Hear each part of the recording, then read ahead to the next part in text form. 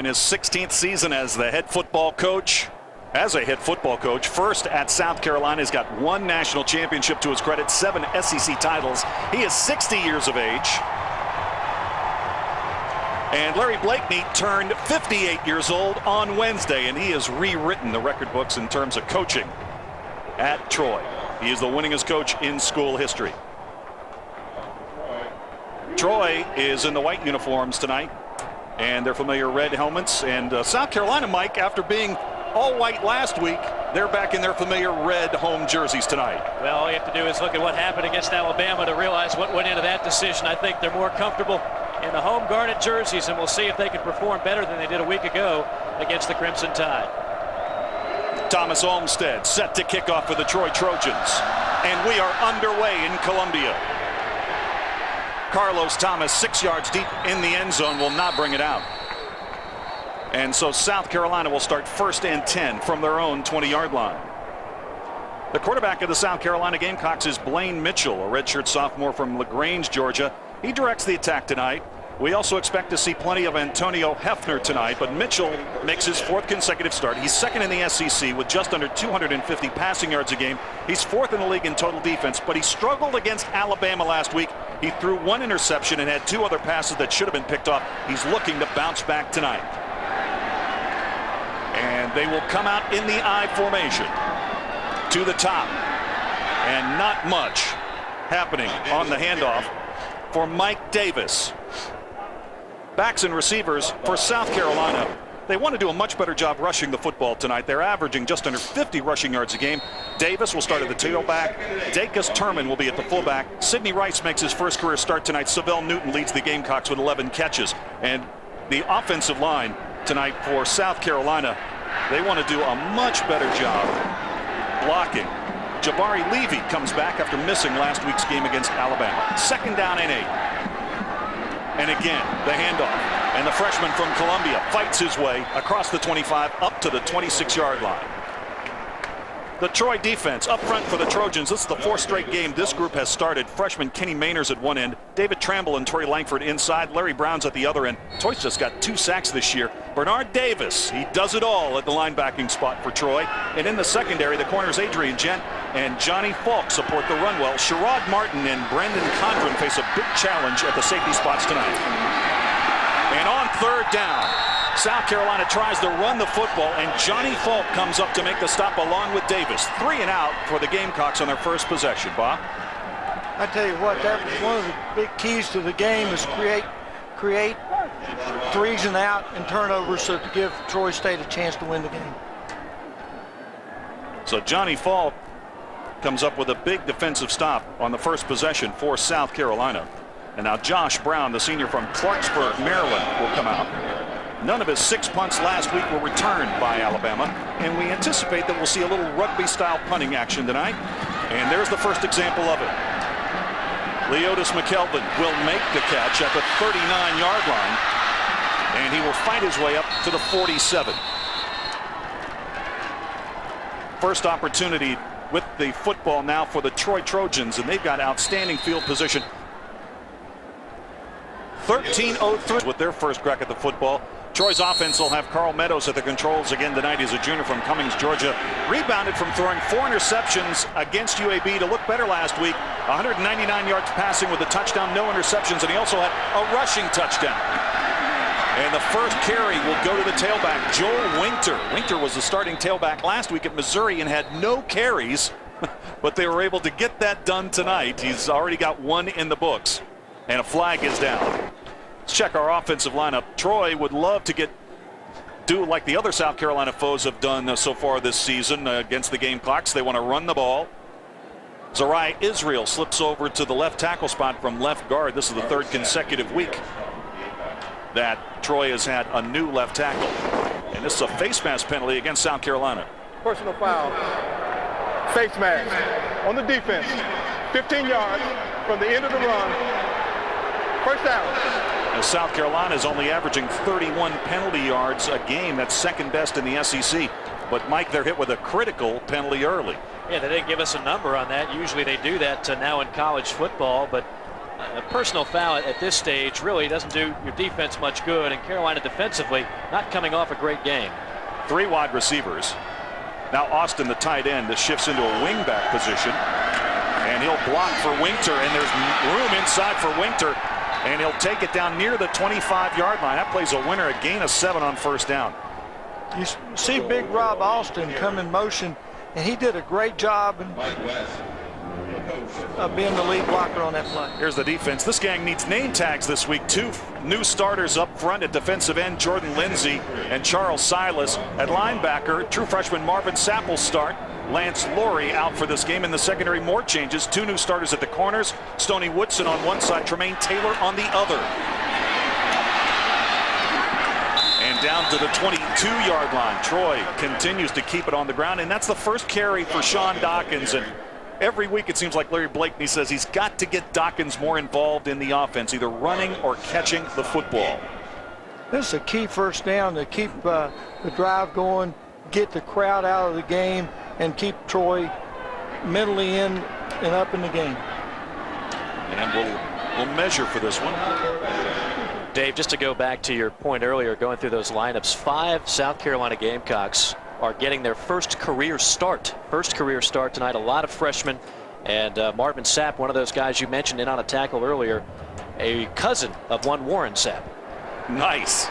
Hey, one of the worst things that can happen to young players when they start the game for the first time is having a big drive on the first possession. And Marvin Sapp, also the first cousin of former Clemson quarterback Patrick Sapp. It is a first down for Troy. So, Steve Spurrier, no visor tonight, just the headset.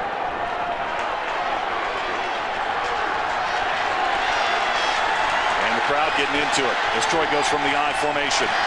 And it's Dawkins, and Dawkins will take it into the red zone and down to the 26-yard line. You know, Coach Blakeney did give us a cue before the game started. Said he was going to try to run him more, and you can certainly see why. He runs behind his pads, underneath his pads well. Here's another look. Watch on the belly play here. He's underneath his pads. He runs over the defensive back and makes good yardage. Guys, that is the area that South Carolina has been vulnerable. Georgia, once they figured out run between the tackles, they had their way, and Alabama did it for 4 quarters last week. 2nd down and 4 again from the I. And this is Dawkins again. And he will click it down near the 14-yard line before Ricardo Hurley, the senior from Greenville, South Carolina, makes the stop. The red zone is an area where Troy has been very effective so far this season. In the red zone, 6 of 6, 4 touchdowns, 100%.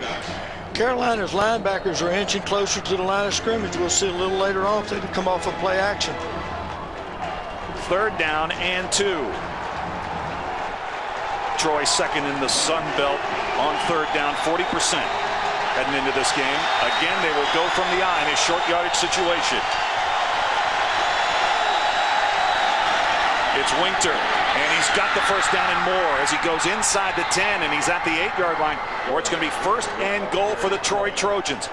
And Mike, this is not what this overflow crowd here at Williams-Brice was expecting tonight early in this game. Well, it really isn't, and it's not what Coach Spurrier and his staff expected. You know, they realize that teams are going to try to pick on their weakness, which is the interior of that defensive line.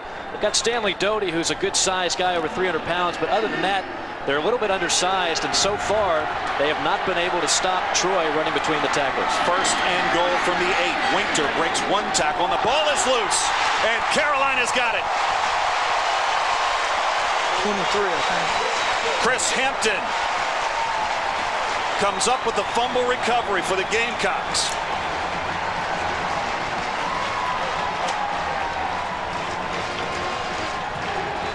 Hampton made the fumble recovery, and he is slow to get up. But here he comes to the South Carolina sideline. Joel is trying to get extra yardage here. He makes good contact. He's trying to work in there, and they rip the ball out. It looks like Co Simpson knocks the ball out. He just keep driving with the ball. Tell you what, guys, Tremaine Tyler did a good job poking that thing loose at the last moment for the Gamecocks, one of the new starters tonight. Out of the I, play action for Mitchell. He'll take it up top, and they'll go long on 1st down. After the fumble recovery, and the ball is caught. The reception is made, and it's Sidney Rice, the freshman. Well, Dave, one of my keys to the game going into this for South Carolina, find a go-to receiver, and I really think this is going to be the guy. Sidney Rice, a freshman, would have played last year, but he got hurt, so he's a redshirt freshman. He's playing the outside instead of the slot. He gives you size at 6'4", he gives you speed, and right there, he showed you some good hands. What a big turnaround early in this game. Troy goes from 1st and goal at the 8 to see South Carolina in their territory. And the handoff goes to the true freshman, Mike Davis. One of the things having worked with Coach Spurrier, you have to take away the post pattern and the corner. If you want to defeat South Carolina or Coach Spurrier, you have to take those 2 routes away. Take another look here at this running play. This is Mike Davis, and he's a freshman right here out of Columbia. Gets a good surge from that offensive line, and that's a guy they really need to pick it up. He comes in averaging just 2.8 a carry, and that's something that Coach Spurrier there, buried in the sideline, has been stressing all year long. Got to run the ball better. Mitchell, short drop, pass is caught. This is Savell Newton, and Newton has the first down at the 36-yard line. A nice, safe pass. And you'll see a lot of those. This is not the same Steve Spurrier offense that you saw for so many years in Florida, where they were throwing the ball 40, 50 yards downfield. A little bit more conservative right now as Coach Spurrier finding out what he has. And Newton, as you see, 11 grabs on the year. He's a guy who was the starting quarterback a year ago when Troy was here, but really now at his natural position at wide receiver. Shared the quarterbacking duties against Troy last year in Columbia. Steve Spurrier in his first season. You see the record at Duke and at Florida. A little throwback. Mitchell. Newton's got it. Inside the 10. Going for the pylon. Touchdown, South Carolina.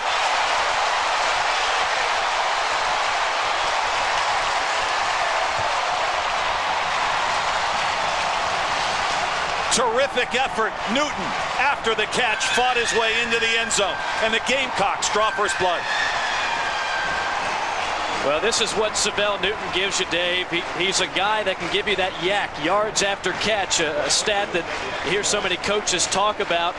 He can play quarterback, he can play running back. When he catches it in open space, he can run for you. The kick is up, and it's good. And that's the kind of action that these fans came to Williams-Brice Stadium tonight to see.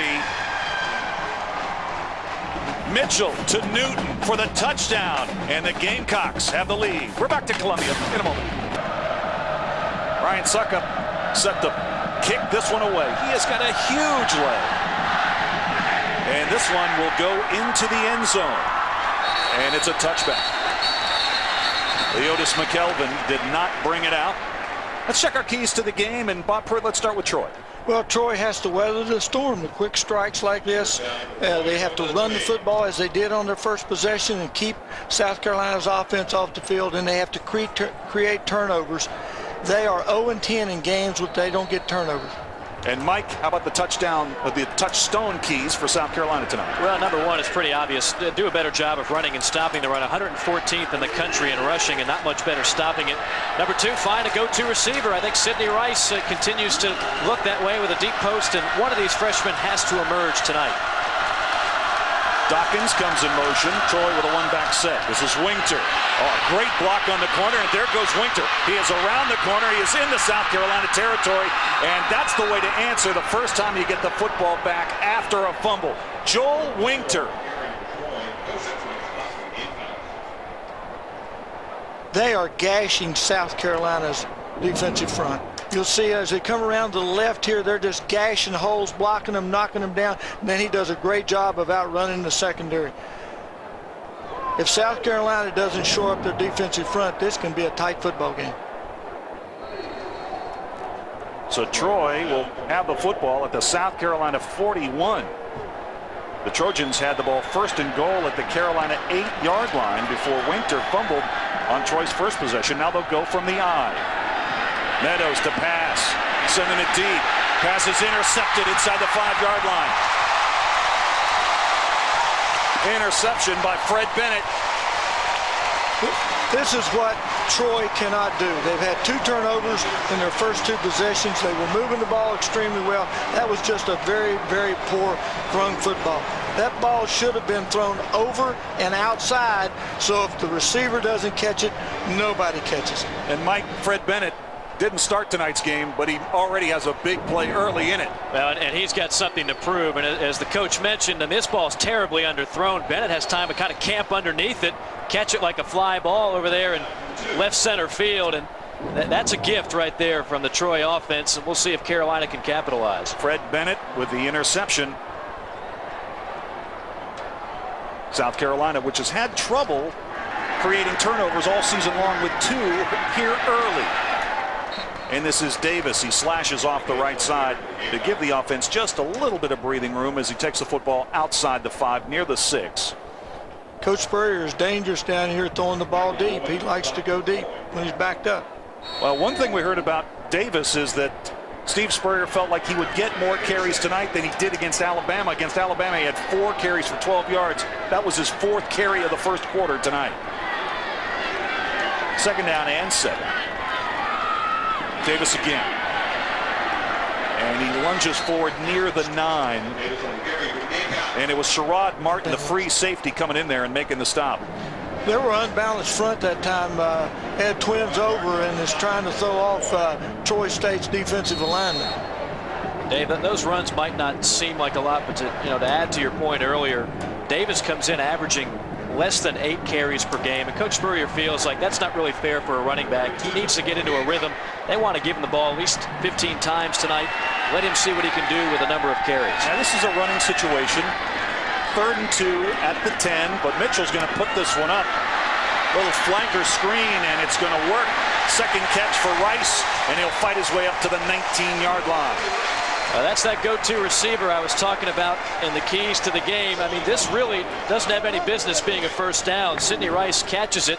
He's got to make the first guy miss to have any chance, and then he just kind of lunges forward with that 6'4" frame to turn nothing into something for the first down. Well, that was a big 3rd down conversion.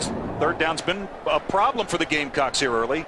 I think you'll see here one of the things that Coach Blakeney was talking about was missed tackles. They had 20 missed tackles in last week's ball game. If they continue to have missed tackles and turnovers, it could be a long day. South Carolina now with 107 total yards. Again on the ground, and again it's Davis out to the 30, and he's got another Gamecock first down. Well, Mike Davis doesn't know what to do with himself. This is more carries than he had all of last week. He came in averaging just 2.8. A lot of that really is on the offensive line. These backs have found themselves fighting tackles behind the line of scrimmage, and Carolina already with 5 first downs in this game. South Carolina started this drive inside their own 5, and now they have moved to their own 30. They've got a 7-0 lead as we close in on 5 minutes to go in our opening period.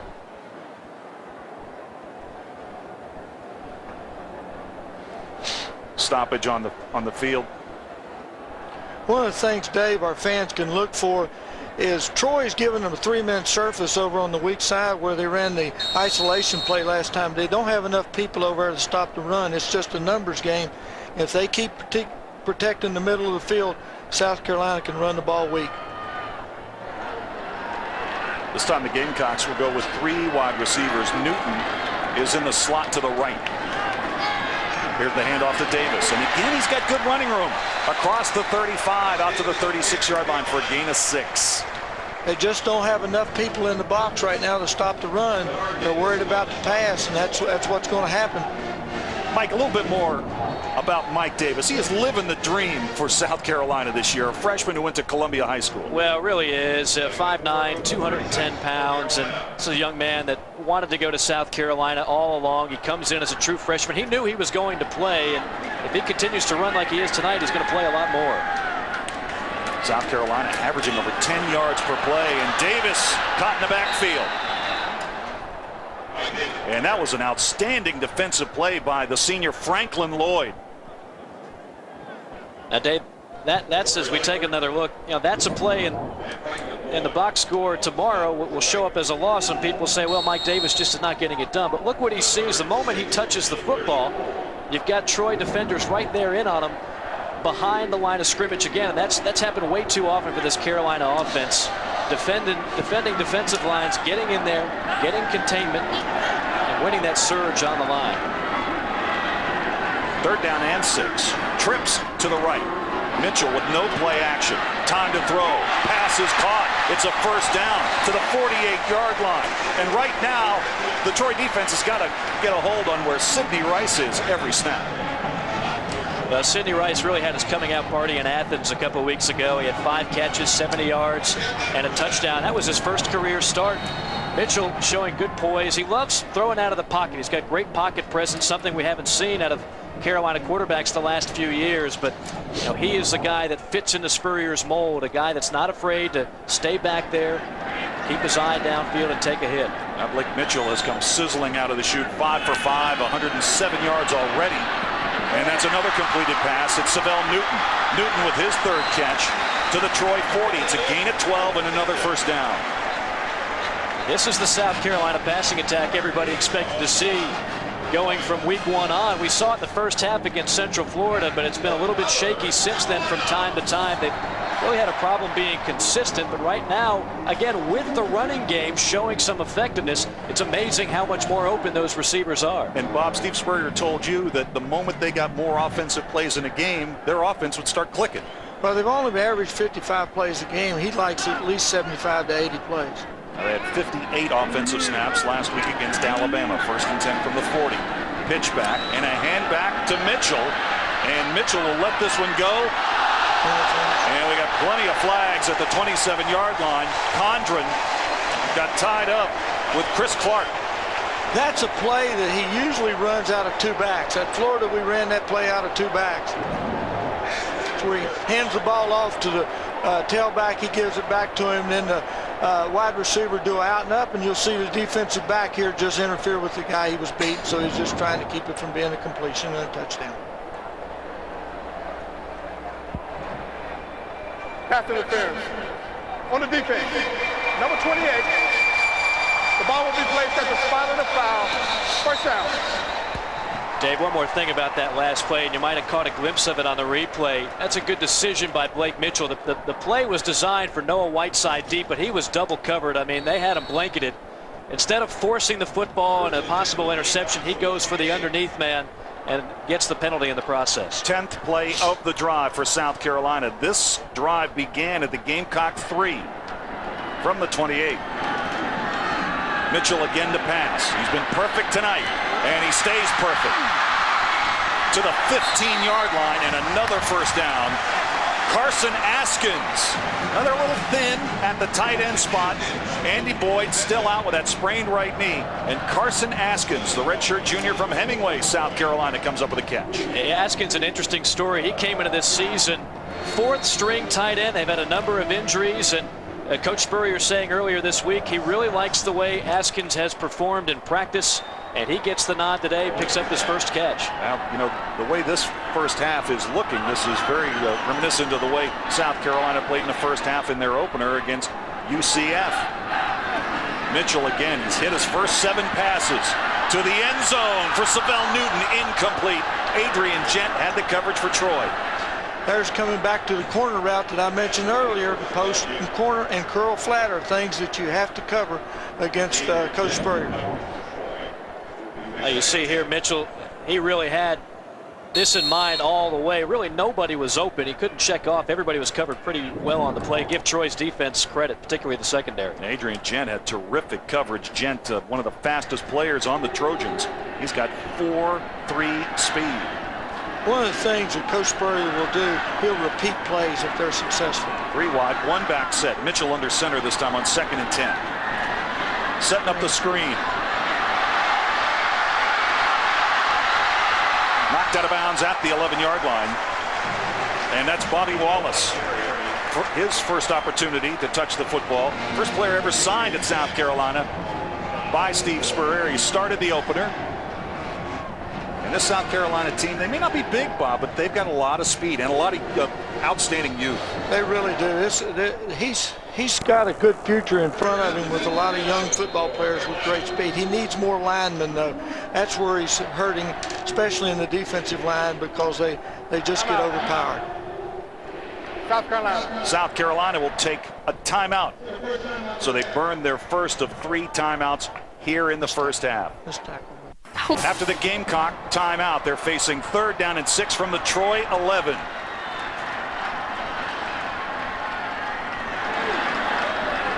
Long count for Mitchell. Play action. They pick up the blitz. Mitchell still looking. Lets it go to the end zone. Touchdown, Rice.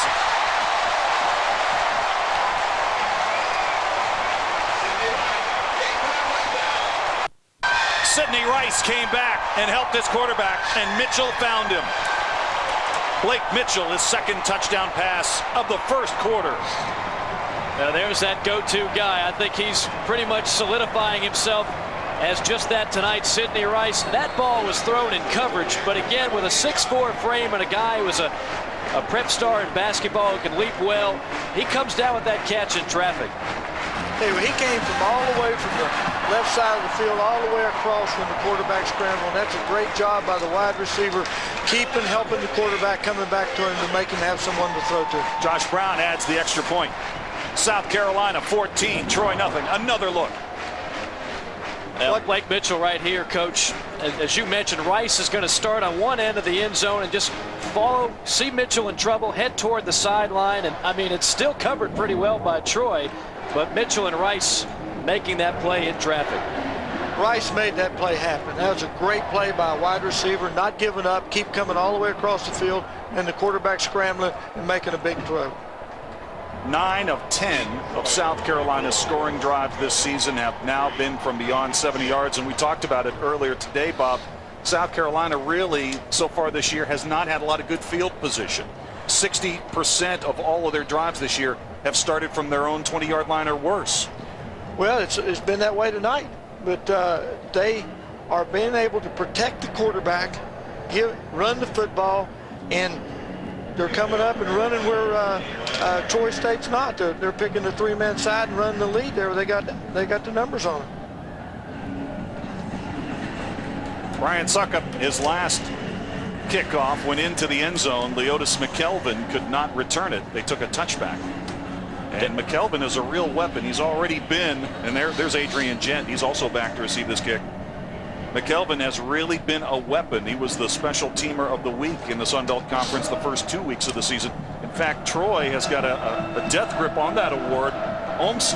Thomas Olmstead was the special teamer of the week this week in the Sun Belt. I tell you what, Dave, it's going to be tough for him to win it 3 weeks in a row because he's not going to get many opportunities. Suckup has kicked it in the end zone every time but twice this year. Well, make it 3 times. A rare opportunity to return it. This is McKelvin. He's across the 20 and across the 30. And a good return by Leotis McKelvin. Okay, he's got great speed. You can see him just head up into the pack, suck the defense in, and then popped outside. And a 73-yard punt return against UAB. And had a 42-yard kickoff return in the opener against Cal Poly. And we'll see him on defense as well. Well, a couple of turnovers for Troy short-circuited their offensive attempts here in the first quarter. And both of those opportunities came when they were in South Carolina territory. Third drive of the night for Troy.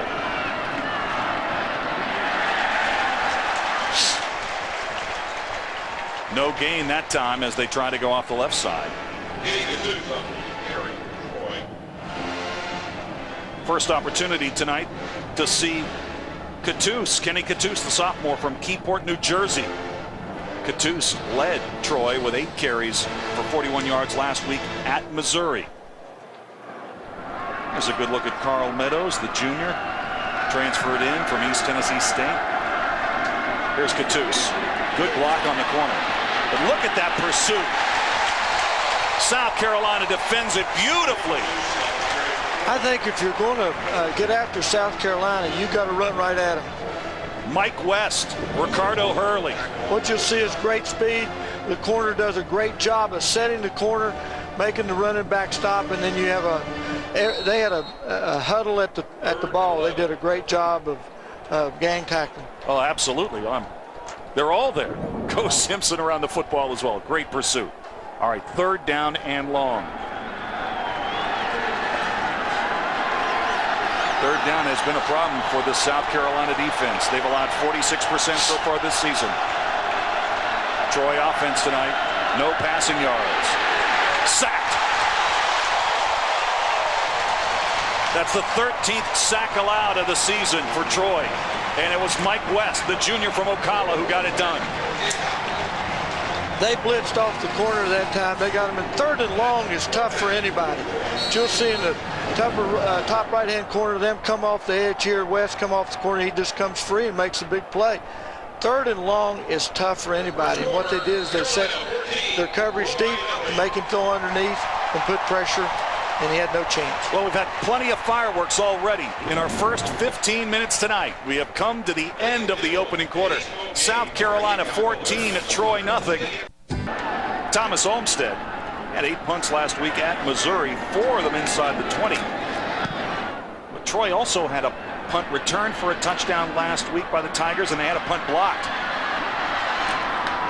Not this time. Across the 30 and up to the 32-yard line goes Kenny McKinley. Now let's send it down to John Gregory. John, after back-to-back losses, the Carolina coach has given some positive reinforcement tonight. Yeah, standing down on the side down here and looking at the coaches for South Carolina, they've been really supportive to this team tonight. After a tough week of practice and a lot of harsh words, there's a lot of encouragement tonight on this sideline. All right, John, thanks a lot. Well, Bob, when you take a look at South Carolina, they're right in the middle of a very difficult stretch. Georgia, Alabama, they get Troy at home tonight. Now next week they go to Auburn. They need to keep those players positive.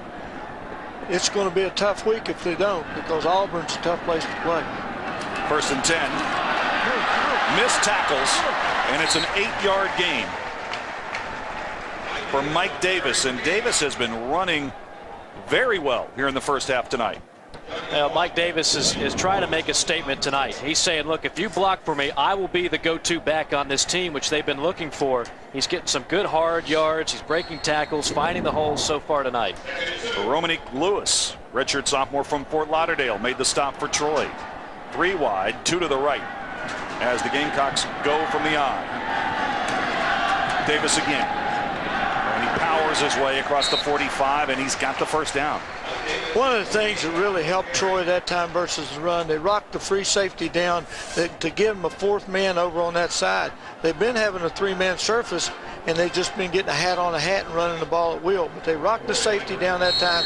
He made a good play, and he made the tackle behind for a 2-yard gain. Well, with the exception of the opening 2 minutes of this game when Troy had it 1st and goal at the 8-yard line and Joel Winter fumbled, this is exactly what South Carolina wanted. They wanted to get the early lead, and Steve Spurrier and company wanted to sharpen up the ground game, something that has not really been very effective thus far this season for South Carolina. Davis, 11 carries already for 42 yards. Play action for Mitchell, and he is sacked.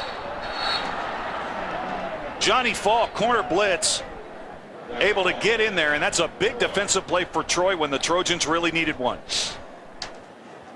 Well, Mitchell held on to the ball here too long. He doesn't get the blocking that he was hoping for. He's got Davis going through the line. I think he might have been the intended receiver on that play, but Mitchell never had a chance to see him. You see 2 guys just breaking through on the line.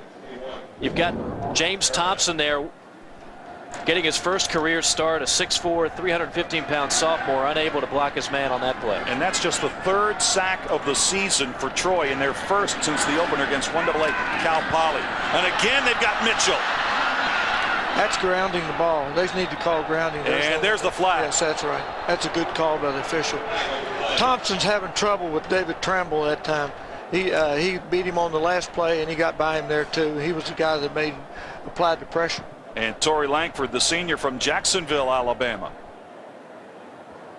also applying heavy pressure. Troy's got a lot of guys from Jacksonville and Tallahassee. I think they have the most Florida players of any. Attention to the ground there. On the offense, number 12, lost it down at the spot of the foul. It'll be 3rd down. Coach, you're exactly right. Troy has got more Florida natives on their roster for a school that's not inside the state of Florida than any team in the nation for the 2nd straight year. You're going to take another look here. Blake Mitchell, a 7-step drop. As soon as he's looking upfield, bam, right there. They're just not getting the blocking up the middle, and that's really been the story all year long for this offensive line. They've got 2 strong tackles, but the middle of that line has been suspect. 32 Florida natives. Oh boy. Out across the 40 and to the 42-yard line. That's Jeremy. Kenny McKinley. So Antonio Hefner there. Dave, check. We've got the new quarterback. Yeah, the backup quarterback. Kind of a change of pace guy, and I think there on 3rd and long, Coach Spurrier just kind of playing it conservative, wanting to get a little bit better field position for his punting unit. Look for Hefner to play a little bit more in this ball game. They'd like to see what he could do in passing situations. Yeah, Hefner may play as much as a quarter. We'll see how this game develops. Brown sent to punt the football away. McKelvin back to receive it. Good kick. And a fair catch at the 19-yard line, and flags are down. It'll be interesting to see if Leotis made a late signal or if South Carolina was too close when he received the football. Could be a combination of the two, Dave. It's going to be a close call either way. The official was a little hesitant in making the call. Yeah. He sort of. Yeah, they're going to call that on the return man. Sometimes it's not just a late signal, but it's a half-hearted signal. Or is that a block in the back? Illegal block in the back. On the receiving team, number 36, half the distance to the goal. First down. Well, Anthony Jones. Yeah, that explains that part. What it doesn't explain is how everybody was confused as to whether or not that was a fair catch, including the return man. He kind of changed his mind midway through. This is exactly a nightmare start for Troy State. 2 turnovers and penalties and missed tackles. The 4 things that they said they couldn't do if they wanted to have a chance to win. Now backed up against their own end zone. The crowd gets an opportunity to play a role in this game. 1st and 10 for Troy at their own 10. Really have not seen too much of that helter-skelter defense from South Carolina. In a traditional 4-3 here to start this game.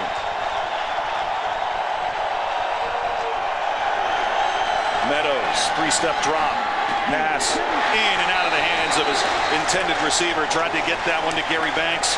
And the defensive coverage, an outstanding play made by Tremaine Tyler. Hey, he really did it.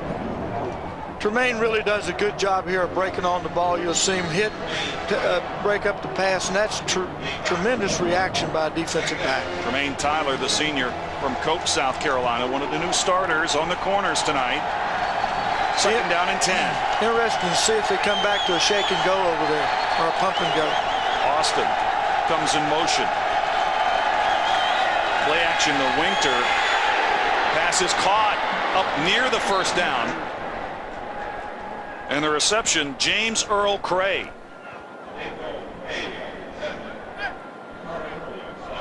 And of course, Cray had that big touchdown catch last year at LSU. It'll make it 3rd and less than a yard. This is a big down for Troy offense because they need to keep South Carolina off the field, their offense off the field. Be a big confidence builder for South Carolina defense. Troy 1-2 on 3rd down tonight. They're in a power set. And it looks as if Carl Meadows was able to pick it up. The linesman's marking the ball, it's 1st down.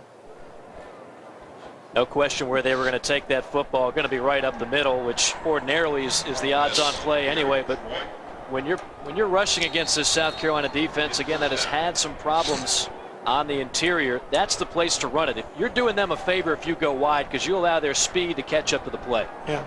And Mark Fleetwood is the offensive coordinator for the Troy Trojans and a former kicker for the South Carolina Gamecocks. During the walkthrough yesterday, he was telling some of the Troy Trojans how to get around town. This is Winter, and he is dropped. Great penetration for South Carolina. That's Jordan Lindsay. He really came off the edge that time and made a great play. This shows you the great speed that he has, because watch him bend in. He bends in off the corner here and just catches it from behind. And that's a super play. Now you got to watch when the players are bending like that, they'll come back and run a bootleg around them.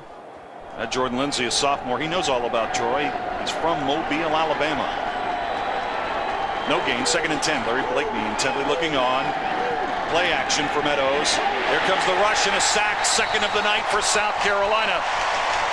And it's Ryan Brown, the redshirt sophomore, firing through. They sent the linebacker Brown on a blitz there. Carolina blitzing a little bit more here early on than we're accustomed to seeing thus far this year. Brown is a guy highly recruited, has really not lived up to the hype yet. You see him there coming from the linebacking spot, almost untouched, and applying the sack to Meadows. 3rd down and long, 3rd and 18 for Troy. As much success as they've had, I wouldn't be surprised to see them bring pressure again. And you see they were 50% on 3rd down in the opener against 1AA Cal Poly, but since that time just 33%. It's like they're in coverage. Protection's good for Meadows. Here's the pass. It's caught. There's a flag down. And the ball is loose. And South Carolina is on it. Banks coughed it up. And the Gamecocks have it. Coming out of there with the football, Dakota Walker. Dakota's a true freshman getting his first playing action tonight, and Buddy certainly come up big on that play. See Dakota number 99, he's rushing back. He got knocked down, but watch him hustle and get back up and come back into the bottom of the play here. On the offense. Confidence in 2. Result of the play. First down. It was Dakota Walker made the recovery, but it was Tremaine Tyler who stripped the ball away. And that is the 3rd big play of the night for Tremaine Tyler. He is really making his presence known. Again, first start of the year, but it might not be his last.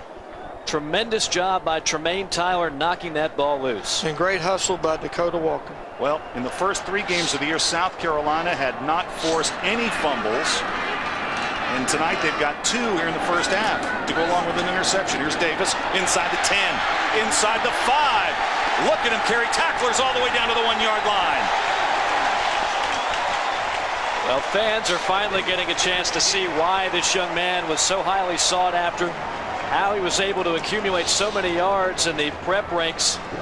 A lot of this is just toughness. You'll see him, again, trying to run the football inside, get some good blocks, but then he's going to take, once he gets into the secondary, he's going to take some guys for a free ride near the goal line.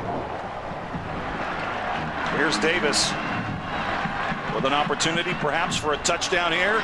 Instead, it's Mitchell. Touchdown, South Carolina. The one thing Troy's going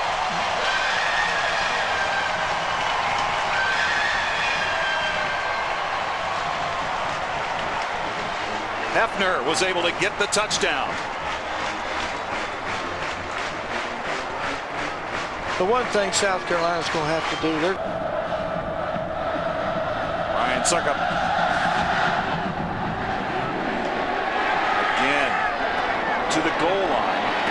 This is McKelvin. Like he shot out of a gun. Leotis McKelvin. they're not going to catch that guy. Touchdown, Troy Trojans. That Leotis McKelvin puts the Trojans right back in this game. Dave, what's the record for consecutive weeks Sun Belt Special Teams Player of the Week? 'Cause we might have a new record holder for that department. Man, is he fast. Like he was shot out of a cannon, took it at the goal line. 100 yards later, Troy is in the book. This is something they really needed. Troy needed to weather the storm here and get back in the ballgame. Greg Wibbs is on to add the extra point. And the Trojans are on the board. And they do it in spectacular fashion. Leotis McKelvin, 100 yards on the kickoff return. South Carolina still leads it, but the Trojans get a little closer. It's 21-7. 1.5 minutes to go before halftime. And what a terrific kickoff return. Here's Olmstead set to kick it away for Troy. Into the end zone, and this one will come back. Trying to match it if they can for South Carolina. Carlos Thomas. Thomas with the cutback. Turman got him from behind, and he's able to hold on, but not before he reaches the Trojan 21. It was a great block. Back-to-back special teams returns. McKelvin goes for 100 yards, and now Thomas from 2 yards deep. Well, he's gonna reverse his field, get a great block upfield, kind of zigzags through. Had to battle the umpire here. He almost made the tackle before the back men for Troy finally make it. That's Carlos Thomas, one of the many freshmen we've been talking about on this Carolina squad. He's played offense, he's played defense so far this year. There you see him on special teams. 79 yards on the return. Hefner stays in at quarterback. And that is his second career completion. Savell Newton has it near the 15-yard line. Coach Steve Spurrier says he wants to get Antonio Hefner some more work. He wants to give him the opportunity to throw the football more. So far this year, he's mainly come in and run the football, kind of a change of pace guy. Very similar to the way Georgia used DJ Shockley for 3 years when David Green was there. But now he's going to get a chance to throw it some more and see what he can do. 2nd down and 5. In the red zone at the 16. 3 wide to the left. Out of the eye. After the handoff to Davis. And Davis will get back to the line of scrimmage, but no more. Steve McClendon, a true freshman from Ozark, Alabama, in there making the stop. South Carolina's doing a good job of spreading Troy State out. They had 3 wide receivers to try to create running scenes and only get 6 people in the box so they can get a hat on a hat. Mike Antonio Hefner, when he is in the game, he was really recruited into the Lou Holtz offense. Does the offensive playbook change when he's in the game? Yeah, it's going to. There was a time where Hefner would do the same thing Pinkins and Newton does, kind of like he's doing right here. But I think as time moves along, you're going to see him throw the ball more. They really have to teach him how to throw more because, frankly, if Blake Mitchell goes down, he's the only other option they have. The 3rd-string guy is a true freshman who they'd love to redshirt in Cade Thompson. Yeah, it looks like Thompson will get a redshirt. Bob, that looked like a broken play. Well, they blitzed off the edge. Troy came off the edge, and I think he got in his face. And with his lack of experience, I think he's just not ready to make the judgment and throw the football. As you can see, Coach Spurrier's talking to him and trying to ask him what he was thinking. South Carolina will use both of their kickers in field goal situations. Josh Brown will take the shorter kicks. This is a 32-yard attempt, and it is good. So Josh Brown shoots the field goal through. He remains perfect on the season, 3 for 3. And you can see Steve Spurrier, he wanted 7 there, but he'll have to settle for 3. South Carolina 24, Troy 7. Touchdown of the young season. He had a 72-yard punt return score against UAB a couple of weeks ago. And look at that. That kickoff return almost doubles the offensive output from the Troy offensive unit, running and passing. There's the kick. And no chance to return that one. Let's send it down to John Gregory, who's standing by with a young man who Troy fans would love to see in the game tonight. John? Yeah, I'm with Butkus Canada Award winner Laverne Johnson. Laverne, your senior out here, got hurt 2 weeks ago against UAB. How's the ankle feeling? Well, it's feeling real good right now. I've been rehabbing 3 and 4 times a day, every day, all day. And I'm just trying to get back to my team, see if I can help out as much as I can. They originally said you were going to be out 4 to 6 weeks. It looks like on the sideline you're moving along pretty well. Do you think you can move it up a little bit? Oh, yeah, I'm definitely healing faster than I thought and the doctors thought I would. So I'm looking forward to North Texas. Well, last year was such a big part of this defense, and with you out this week, are you giving them any special help on the sidelines? Well, I'm trying to coach as much as I can. We got a young guy filling in for me, and he having a real tough time just getting used to the game and getting used to real college football. So I'm trying to help it as much as I can. Okay, thank you for stopping by. Laverne Johnson looking to come back in a couple weeks, guys. Back to you. All right, John, thank you. And Larry Blakeney would love to have Laverne Johnson back in there soon. But I don't know, Bob. North Texas is the next game. Kind of tough to come back from a broken leg. Yeah. 2nd down and 10. And backing away from center, Carl Meadows. Looks like he may have had his foot stepped on by the center, Zach Yenser. They're in 3rd and long. Don't be surprised to see South Carolina bring pressure because they've been successful every time they've done that. Boy, look at the wholesale changes coming onto the field for South Carolina. They're going with 6 guys off the bench in this 3rd and long. This is a 3-man front that's looked like 5 under 3 deep. They're going to try to do to defend here. Rushing 3 out of the eye. Troy 2 of 4 on 3rd down conversions tonight. Pass is caught at the 24-yard line, but far short of the 1st down. This is one of the things that Coach Spurrier really likes to do. He calls this the stakes defense. When it's 3rd and long, he'll put 5 defenders right in front of the first down stakes and make you throw underneath. Gary Banks made the reception. You know, there was a play earlier this year that Georgia had a 3rd and 22 against South Carolina. They were in that same defense and gave up a first down. So Coach Spurrier is really stressed to do a better job in those situations. Thomas Olmstead, his first punt, covered 49 yards. Gets the snap in good shape, sends this one down the field. And this will take a South Carolina hop as it goes out of bounds. Uncharacteristic poor kick by Olmstead.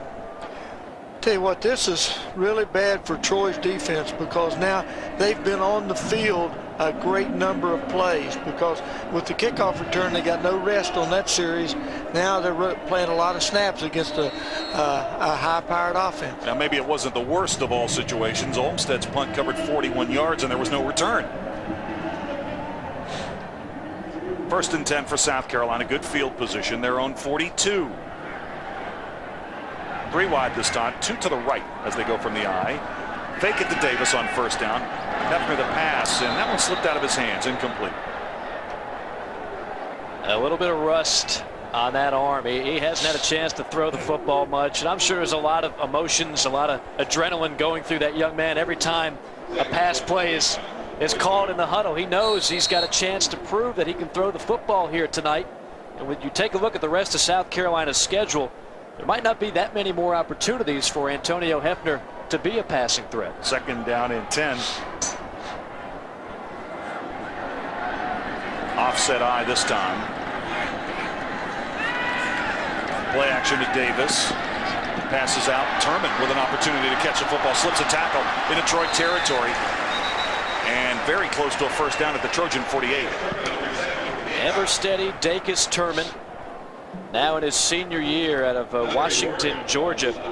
It's a young man as we take a look from upstairs. Nice composure there by Hefner. Throws it out to Turman. Makes a good cut inside. Turman actually had 7 receptions against Georgia a couple weeks ago. He was the leading rusher on this team 2 years ago, and they've used him more as a receiver now in his senior campaign. Yeah, just 24 rushing yards coming into the game, and that's unusual. Chain gang comes out. Mike, I want to ask you about Hefner. Obviously, South Carolina's got a good thing going at Melrose High School in Memphis. They were able to get Hefner out of there. Chris Hampton went to school there. Right. That's not traditional South Carolina recruiting territory. Well, it really is. But, you know, one of the goals, and of course Hefner was a Holtz recruit, but one of the goals of this new staff and Coach Spurrier is to recruit nationwide, whether it's getting a quarterback out of, say, California, getting running backs out of Florida, defensive guys all over the place. That's what they want to do. South Carolina has got some talent, but not necessarily enough to support both state schools, Carolina and Clemson. Now Larry Blakeney looking for a stop defensively here if he can get one. It's a dangerous down. Coach will go for a touchdown here if he gets the right look now. And he'll call it from the sideline. 3rd and less than a yard. Look into the eyes at Tory Langford. Troy defense been on the field a lot tonight from the eye. And Hefner really does not get a very good surge. That's close. All comes down to the spot here, right, Coach? Left foot, right foot. It looks short to me. That's not a first down. They will. I don't think they're even going to measure. No. He may have lost a foot, and it's 4th down. South Carolina on 4th down conversions, 2 of 5 on the season.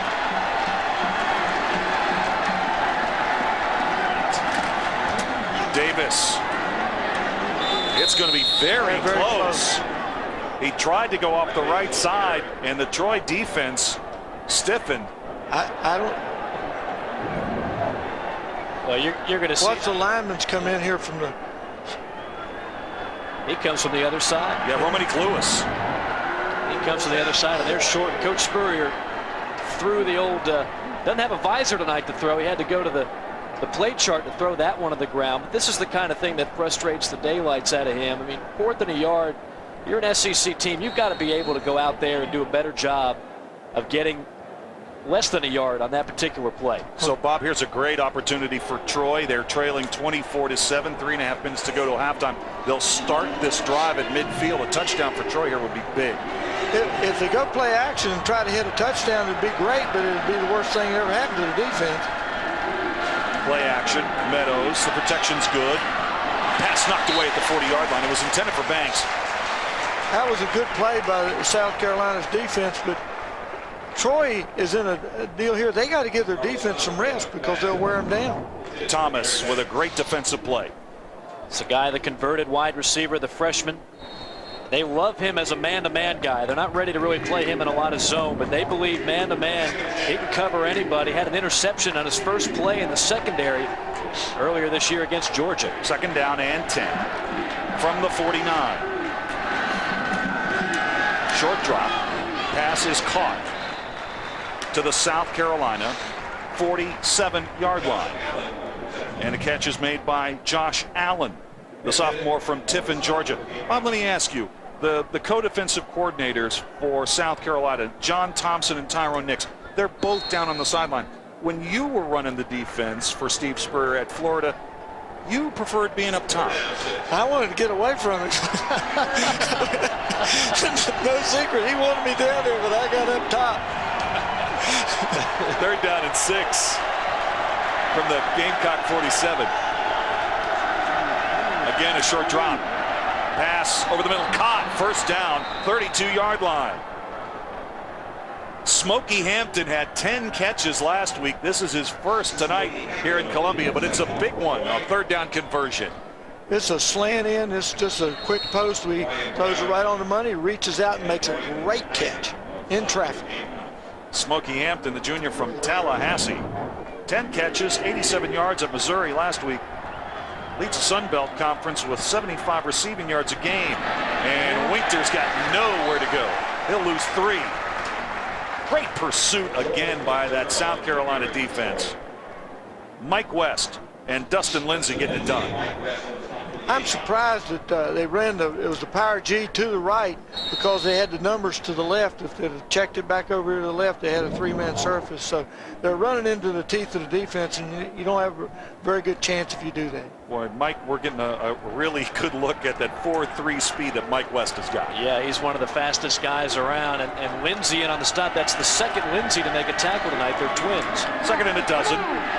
And the pass pocket finally breaks down, and that'll be ruled an incomplete pass. Chris Tucker giving heavy pressure to Meadows.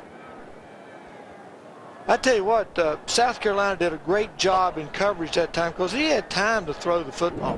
He just held the ball and held the ball and held the ball, and then by that time the rush got to him. Here's big Mr. Tucker as he leaves the field. Third down, 3rd and 12 at the 34-yard line. Bob, is this 4-down territory for Troy? I think so. I think this is also pressure territory for South Carolina. Clock is stopped. 90 seconds to go. Troy has 3 timeouts. Meadows again. Now that's a fumble. And the Gamecocks are on it.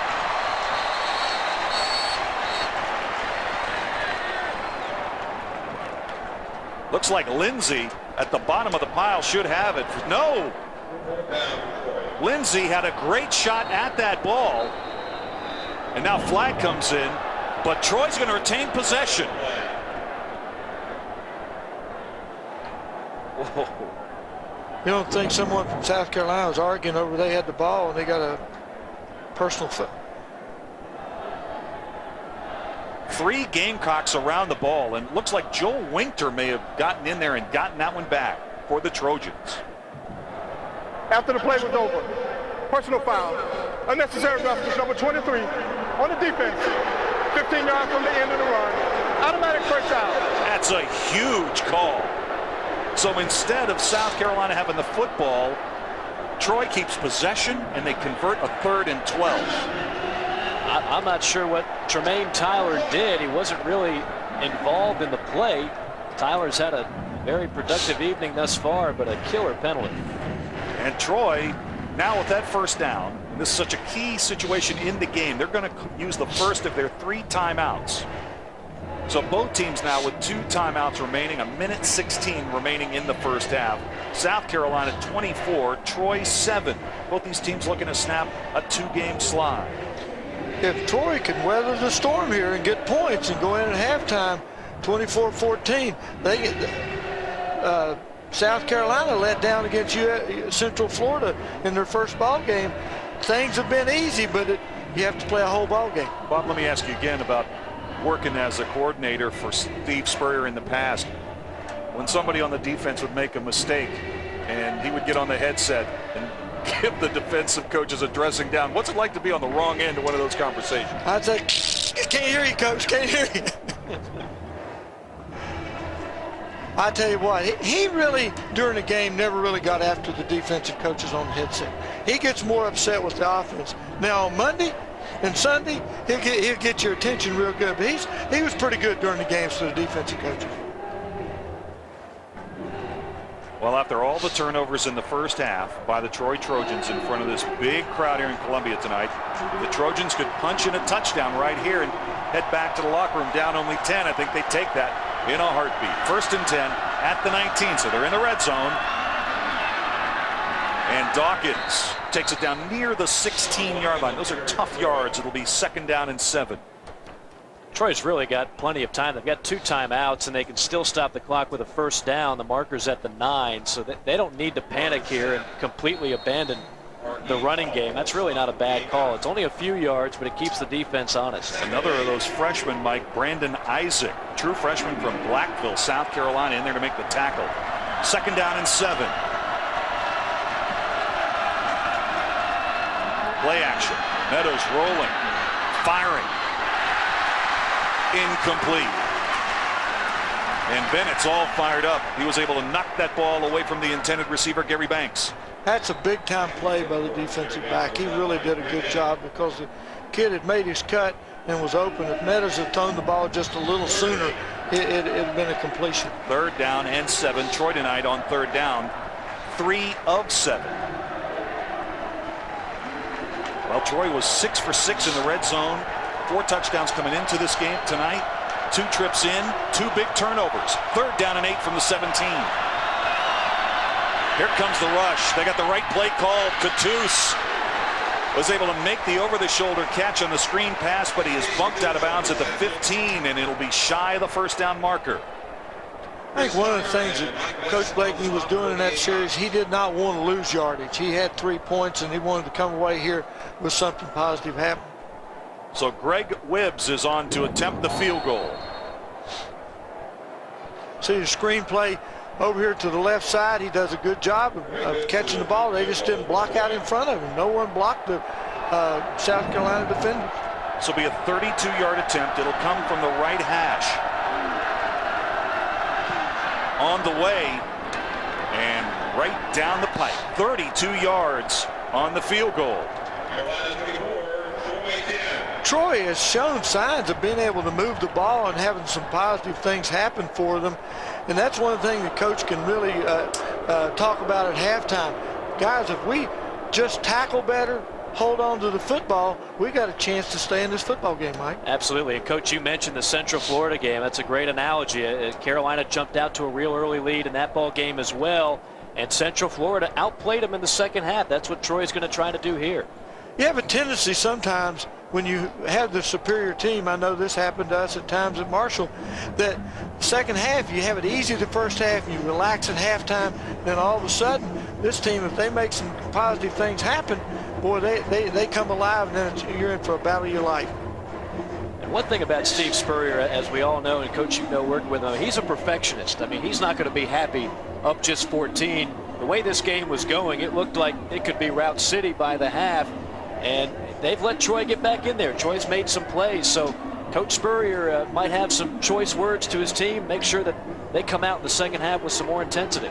Well, the one thing he's going to be happy about, I don't know how many plays he's run so far, but he's been averaging 55, so I think that he's well on his way to having more offensive plays. So his defense has played better. He's got more chances to more possessions. So if they just can continue to doing what they do, I think they can score enough points, but they got to play with energy. Thomas Olmstead set to kick the ball away. We have had some big plays on kickoffs tonight. Check that. They went for the squib kick, so Wibbs kicked the ball. And so this drive will start from the 35-yard line, and there are only 19 seconds remaining.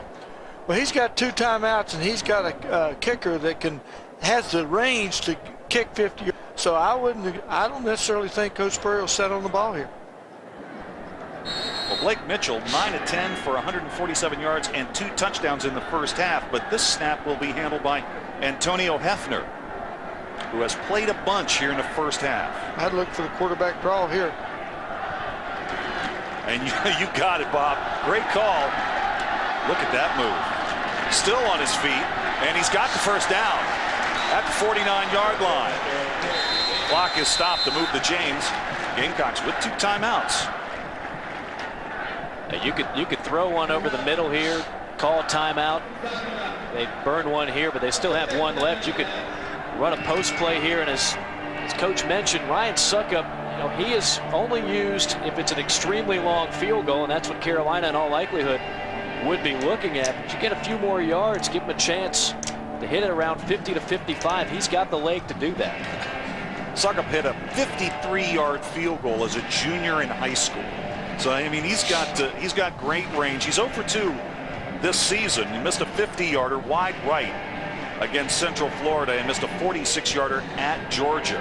Well, if you get it to the 35, you're looking at about a 52-yarder. I think that's the goal right here. See if you can find some pass play to get the ball to at least the 35-yard line. And again, you've got time to call a timeout. There's not a pass play that's usually going to take more than 9 seconds for a play that's only going to carry about 20 yards. He's got a timeout.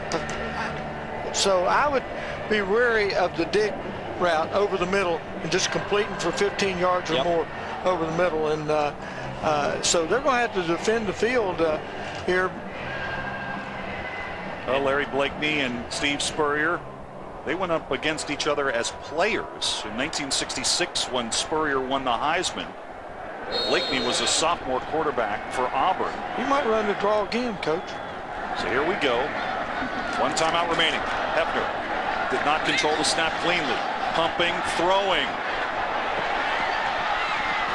Nearly intercepted. Incomplete inside the 5-yard line. Tried to get the football to McKinley.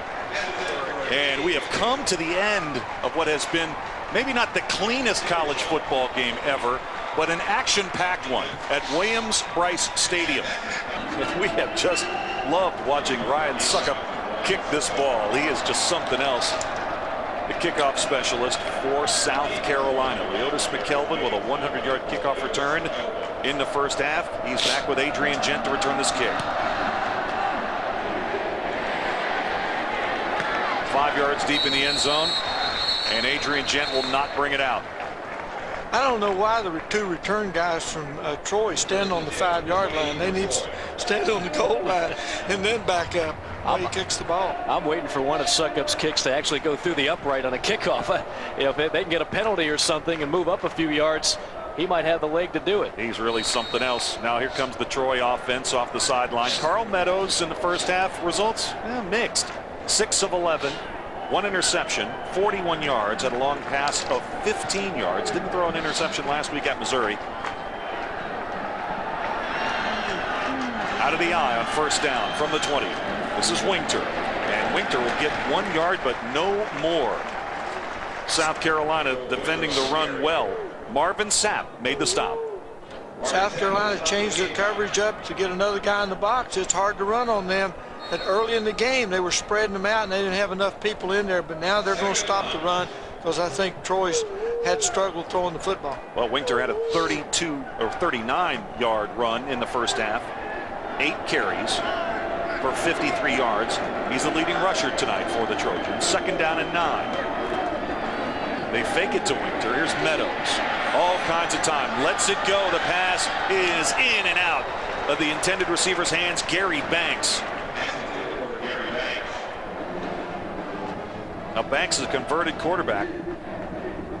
Great athlete, a little bit older, 23 years old, former minor league baseball player, nearly had a big play. I think what you'll see here is the backside safety rocked down to get in the box, and that left no free safety in the middle of the field, and that's where they tried to hit the post. It was a good thought because they could have completed the pass. Meadows nearly clicked for a big one. 3rd down and 9. Troy tonight on 3rd down, 3 of 8. Protection good for Meadows, all kinds of time, and there's a completed pass up to the 41-yard line, and that is a 1st down to Smokey Hampton. I can tell you from experience, Coach Spurrier is not going to be excited right now because they played soft coverage. They played a soft zone and gave up the completion. And the guy runs a corner route. They play a soft 2 deep. Thomas up, and he just threw a corner in front of the safety there, and that's hard to defend in that defense. Troy now with 109 yards of total offense. Smokey Hampton, 15 receptions on the season. 10 of those came last week at Mizzou. On 1st down, here's Winter. Nice block at the point of attack, and Winter takes it out near the 49-yard line before Co Simpson drags him down for South Carolina. Well, I tell you, Mike, I'm so impressed with Co Simpson. He's a legit All-American candidate. Well, he really is. And, you know, he kind of took the nation by storm last year as a freshman. 6 interceptions, an All-SEC guy, a preseason All-American. What impresses everybody the most about Simpson, his unbelievable ability to react on a quarterback throwing the football. Tremendous instincts. Fake it to Winter. Meadows on the rollout, incomplete. Yeah, James Earl Cray open at the Gamecock 38, but the pass was too tall. Hey, this is critical here that they get the 1st down on this play because you'll see the quarterback roll to his right coming off a bootleg action, and he's wide open. It's just a bad throw. Well, we've seen 2 quarterbacks from South Carolina tonight. Last week at Missouri, Larry Dockery, junior college quarterback, got into the action in the 2nd half for Carl Meadows. But Meadows hanging in there now. 3rd down and 3. Troy at their own 48. Give it to Dawkins, and Dawkins is going to get the 1st down and more. Co Simpson's going to knock him out of bounds at the Gamecock 35. Dawkins broke a tackle at the point of attack and then turned it into a big gainer. We see on the replay the linebackers cross in the opposite gap, and Troy just had the perfect play. They had a belly play to the A gap away from the linebacker stunt. South Carolina stunned it out of the play, and it was a good call by Troy State. But I tell you what, Coach, that's another play that's not going to make Coach Spurrier happy. You've got a linebacker in Ricardo Hurley that gets in there, makes solid contact, but doesn't wrap him up. Goes for a hit, doesn't make the tackle, and there's been too many broken tackles for that South Carolina defense thus far. Dawkins 5 carries, 30 yards. And he gets the football again, maybe a yard and a half. So Troy has taken the 3rd quarter kick, and they are inside the South Carolina 35-yard line, trying to get a little closer. Troy has trailed by as many as 21 points tonight. They were down 21-0 and now trail 24-10 or early in the 3rd quarter. 2nd down and 8. From the eye. Meadows with time, pass is caught. It's Austin, the tight end, and he will take it to the 27-yard line. Rob Austin started the season at the left tackle spot, and they just felt like they had to move him back to tight end. One of the things Troy's doing here, they're coming off of play action to get the linebackers out of the coverage route. Plus, it gives you another 2 backs into protection, gives the quarterback more time to throw the football. Troy's had good balance on this drive to start the 2nd half. 4 rushes and 4 passes. Now facing 3rd and 2 at the 27. Here's the handoff to Dawkins. He's got the 1st down, breaking tackles, takes it to the Gamecock 15. I can see why Coach Blakeney wants to give him more carries. He needs to give him more carries tonight every time he's carried the football. He really runs well behind these pads. He runs low and hard, covers the ball up and protects the ball well. As he hits up in here, makes a good cut outside, breaks a tackle, he comes up through there and really runs low and hard. He is a big-time back. So Troy is in the red zone for the 4th time tonight. In the 1st half, they had 2 big turnovers before they converted a field goal late in the 1st half. Meadows on the rollout, throwing in traffic, and he's lucky that one wasn't picked off inside the 5. For South Carolina, Dustin Lindsay nearly got his hands on the ball. You've had a chance to call both Lindsays tonight, the twins out of Mobile, Alabama. Both coming into this game, they've been backups throughout their Carolina careers, but Jordan getting a start, and here's Dustin, the other brother, almost right off the fingertips, just out of his reach.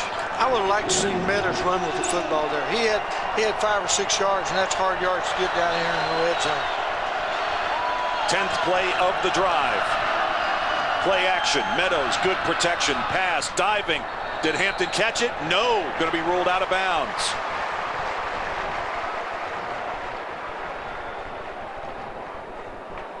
Smokey Hampton thinks he made the catch. As we look at this, we'll see. If he's forced out, this is a reviewable play. It's a reviewable play. It looked like to me he had the ball caught. And there is instant replay available in this game. Troy approved it, but they will not review that play apparently. 3rd down and 10. Here comes the rush. Troy, and that the right play called, but the ball intended for Winter hit the turf, incomplete. Guys, I'm really amazed they didn't replay that last play before, which obviously was very close, if not an actual reception. Again, there's a guy from upstairs that has to signal down to the referee on the field, and I'm just amazed they didn't take another look at that. Well, if they make this pass here, a good pass to the tailback, that could have scored. It was wide open. They had everybody knocked down. 32-yard field goal from the right hash. Wibbs kicked one from 32 yards late in the first half. Up on the way, and good. They took 2 receivers back that time because they tried to kick away from Thomas the last time. It changed their return pattern, and I think it showed up in the return. Carlos Thomas with the return out to the 20-yard line. He had a 79-yard kickoff return to set up a field goal in the first half. Here's another look at that play that was not reviewed. Smokey Hampton. This was a catch that was ruled incomplete. I think at the very least they should have reviewed it, whether it's a catch or not, with one angle, but that certainly looks like a catch to us. Maybe it bounced out. There's something we can't see. But I would have liked to see it reviewed, but these are SEC review officials. 1st and 10 for South Carolina at the 20-yard line. There's Davis. Davis has been impressive and continues to be. That's a 5-yard gain, and a couple of those yards came after contact. One more point, Mike, just to bring you in on this about the replay situation. Last week, South Carolina had a play early in the game against Alabama overturned by replay. A play that was originally ruled incomplete that later became a completion for the Gamecocks against the Tide. That's right, and it actually set up a touchdown because it was at the 1-yard line of Alabama. The very next play, Carolina punched it in, so a replay was beneficial for Carolina last week, and I guess a lack of replay. The benefactor was South Carolina here tonight. Davis was 60 yards rushing now, and on 2nd down, the pass is incomplete. Tried to get it to another of the fabulous freshmen, Kenny McKinley. Well, they like McKinley's speed. As we take another look, McKinley is a guy out of Mableton, Georgia, that really can flat out fly. Mitchell, they're going to try a little play action. Again, you can do that more when you've got some running game going. But Mitchell, that is a familiar sight. Blake Mitchell on his back after a pass attempt. He has taken a number of hits in the early part of this season, but that's one of the things Coach Spurrier likes about him and demands out of his quarterbacks. You've got to be able to hang tough in the pocket and be willing to take a hit. Josh Maxwell made the big hit on him. Yeah, and he's in his 2nd start replacing Laverne Johnson. Just 3 of 7 on 3rd down, and there's another sack for Troy. Back at the 20-yard line. They all met at the quarterback. Tramble was there, along with Torrey Langford. It was the tackles that got it done with a bull rush up the middle. And, this is not a blitz. This is just Troy's front 4 beating Carolina's front 5. That's all. They run a stunt there up the middle. And you see, Blake Mitchell just doesn't have enough time to have his receivers get downfield. And we've seen opponents for Carolina get sacks with 3-man rushes. That time Troy gets one, sending just 4. I think James Thompson's struggling a little bit at right guard. It's an early start for him, and But this is Central Florida all over again. They've lost their intensity. They're not playing with the same amount of energy. Brown gets this one out of there. And it takes a Troy bounce at the 48-yard line of the Gamecocks. Great to be back in Williams-Brice Stadium. Love this venue for college football. Troy trying to get back in this game. Winter fumbles a football. It's still loose, and Coach Simpson's got it at the 31-yard line. Winter's second fumble of the night, and it's a big one. Winter had a fumble inside the 10-yard line on Troy's first possession to open the game. And this is another costly turnover for the Trojans. It's a nightmare for Coach. I tell you what, I'd be surprised if we see him back very many more times. No matter how well you run the football as a head football coach, you can't play people who turn the football over. Well, for South Carolina, Mike West slow to come off the field. He is coming off under his own power. Try to get an update on his status from our John Gregory in a moment, but right now South Carolina's got the football back at their own 31-yard line. Blake Mitchell was so hot to start this game. He's back in there now to start the second half. Good protection. And the pass. And no flags. They're going to call it uncatchable. A lot of bumping going on back there. Adrian Gent had the coverage on the receiver, Sidney Rice. I think the field judge sees the contact, but the ball is so underthrown that he's not going to give him the call here. They're looking for Rice. He's been quiet here of late. And if Blake gets some more air underneath that ball, gives Rice a chance to catch it, and most definitely gets a pass interference call in that situation. That was holding, though. He had his arm as holding. Holding is holding. That's not pass interference. Yeah. Rice 4 catches, 75 yards, including an 11-yard touchdown. Here's a slow developing play. This is Wallace. No, Turman. Dacus Turman will take it up to the 38-yard line. So it'll be 3rd down and 4. We're coming to you tonight from Columbia, South Carolina, Williams-Brice Stadium. Troy and South Carolina. I'm Dave Weekley. Happy to be alongside Bob Pruitt and Mike Morgan in the booth. John Gregory has our field story tonight. Turnovers, a big storyline in this one. Have an unbalanced line here. On 3rd down. Didn't make it. And Davis fighting forward, had to reach the 41-yard line and did not do it. Coach Spurrier is challenging his team. I mean, 3rd down and short now. People assume he's going to throw the football.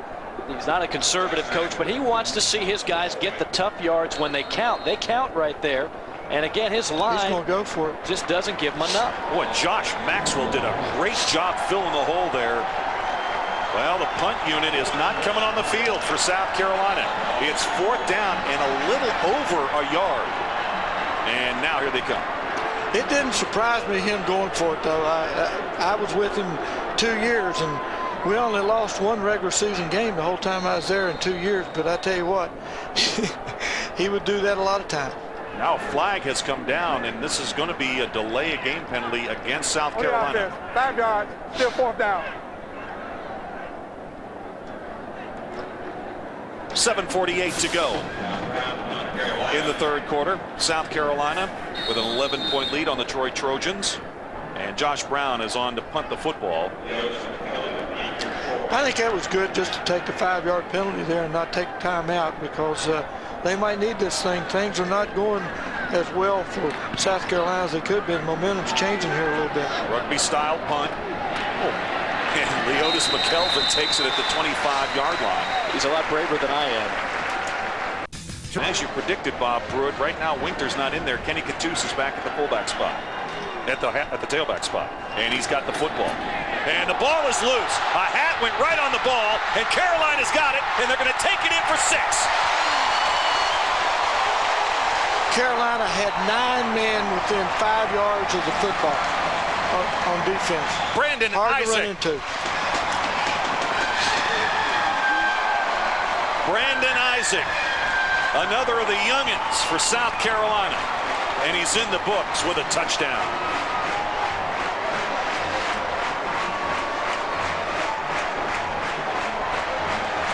Those turnovers will just kill you. 27 points off turnovers tonight for the Gamecocks.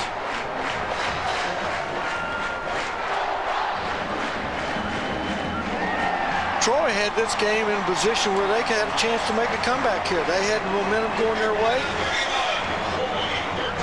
You knew Troy could not do particularly well in this game if they didn't win the turnover battle, and right now they're just coughing it up too much. Certainly give Carolina's defense some credit for laying some good licks on the Troy backs, but they've got to do a better job of holding on to the football. That's a gift right there, and it gives Carolina a little bit more breathing room right now. Still plenty of time for Troy in this game. 7:30 remaining in the third quarter, but Brandon Isaac, a guy who's been a backup all year long to Chris Hampton. At one time he actually started, but he's been going back and forth, picks up the touchdown there. All right, let's take a look at our State Farm scoreboard. Out of the Sun Belt, Arkansas State, a winner over FIU. Florida wins at Kentucky. Alabama wins a tight win with Arkansas. Vanderbilt leading Richmond in the second quarter. K-State, no problem with North Texas. Auburn on the Plains takes care of 1AA Western Kentucky. They'll host South Carolina next week. Wyoming and Ole Miss tied at 7. They're in the second. 7th-ranked Georgia leading at Mississippi State in the second quarter, 14-3. Vanderbilt a chance to go 4-0 in that ball game, and they've got Middle Tennessee State next week, so a chance to go 5-0. Great job there by Bobby Johnson, who actually hails from Columbia, South Carolina. Here's another look at the fumble. He put his hat right on the ball. It was Hurley, Ricardo Hurley. He just puts his hat right on the football, does a great play by Hurley, and then he's pick it up and scoop it up and score. I tell you what, that's a big-time hit by the middle linebacker, Ricardo Hurley. Now Brandon Isaac took it for the touchdown, and South Carolina now leads 31-13.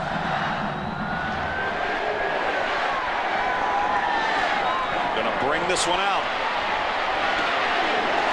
to the 18-yard line, and on to return that time. Our first opportunity to see Darius Williams, the freshman from Blakey, Georgia. He has got tremendous speed. Made a big catch in the in the opener against 1AA Cal Poly. Points off turnovers. Yeah, I think South Carolina got that turnaround tonight. What do you think? First 3 games, 6 points. Tonight, 28.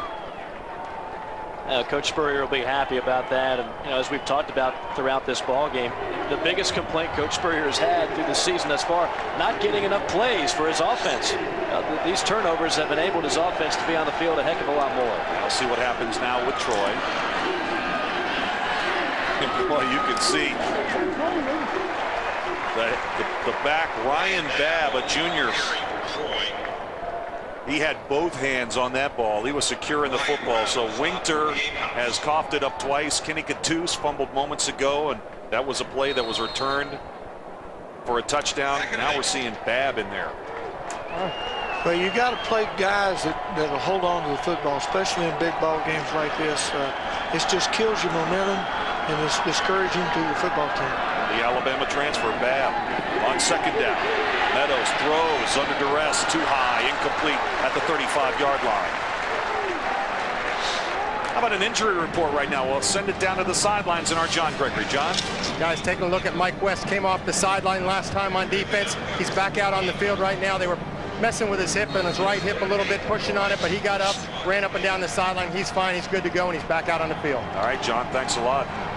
Obviously, it's tough to get Mike West slowed down long enough to get treatment. They have Dakota Walker in at defensive end for pass rush purposes. 3rd and 8. Play action.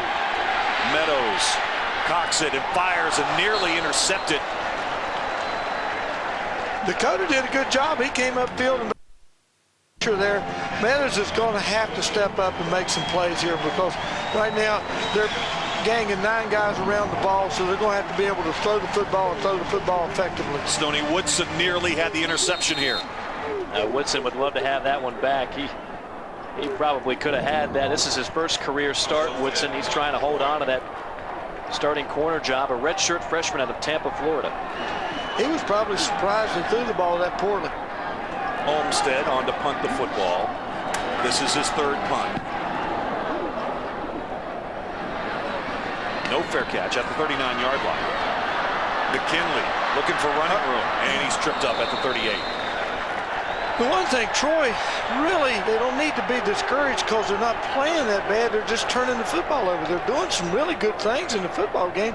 And without the turnovers or these fluke things happening to them, they could be in this thing and pretty close to winning the game. No question about it. I mean, they're playing on a par offensively. Ever since that early spurt of 2 touchdown passes from Blake Mitchell, I mean, Troy has pretty much played right on a level with South Carolina, but you can't turn it over and keep giving Steve Spurrier chances at the end zone. Well, Ryan Babb had some carries from the tailback spot in that series, and then he made the special teams tackle for the Trojans. 1st and 10 for South Carolina. Mitchell with good protection. Threw that ball into traffic, and it's caught. Rice. He was able to thread the needle that time to the 46. You have a roughing the passer, helmet to helmet on the defensive tackle for Troy on that play. I think Larry Brown, 54 or 94. I couldn't tell which. I think it's Larry Brown. I got 74. Roughing the passer. Franklin. 74 on our defense. Contact to the face. 15 yards to the end. First down. That was Franklin Lloyd. Yeah, Lloyd on the hip. I'd say the other story on that play was against Sidney Rice. Mitchell threads it. Rice was certainly, he had a couple of white jerseys in the neighborhood, but Rice gives you such a big target, and this is turning out to be a career night. I said at the beginning I thought Carolina needed to find a go-to receiver. Spurrier always had one at Florida. Sidney Rice is becoming that guy. Rice 6'4", 192, redshirt freshman. He has been impressive in his first career start. Here's Mitchell. Savell Newton. Newton's already got 1 touchdown catch tonight, and he's going to take it inside the 20 down to the 18-yard line. Savell Newton, he is so dangerous once he has the ball in his hands. When he catches the ball on a play like this, he basically turns into a running back, and they've used him some at running back in the past. You take a look here from behind the line of scrimmage. This is just a play. Get Savell in open space and let him do the rest. He's got some blockers downfield. That's Turman throwing a good block. The other running back for South Carolina also doubles up as a fullback. And Newton, great speed, great quickness and agility to make the most out of the play. 5 catches, 74 yards. I still see this. I read it and I can't believe it. Newton scored 47 touchdowns when he was a junior in high school. Here's Mitchell. And Savell Newton, and there is a flag down. And there was some contact at the 10-yard line. We'll have to get this one straightened out. Derek Pendergrass and Savell Newton were banging, and this one's going to go against the Trojans.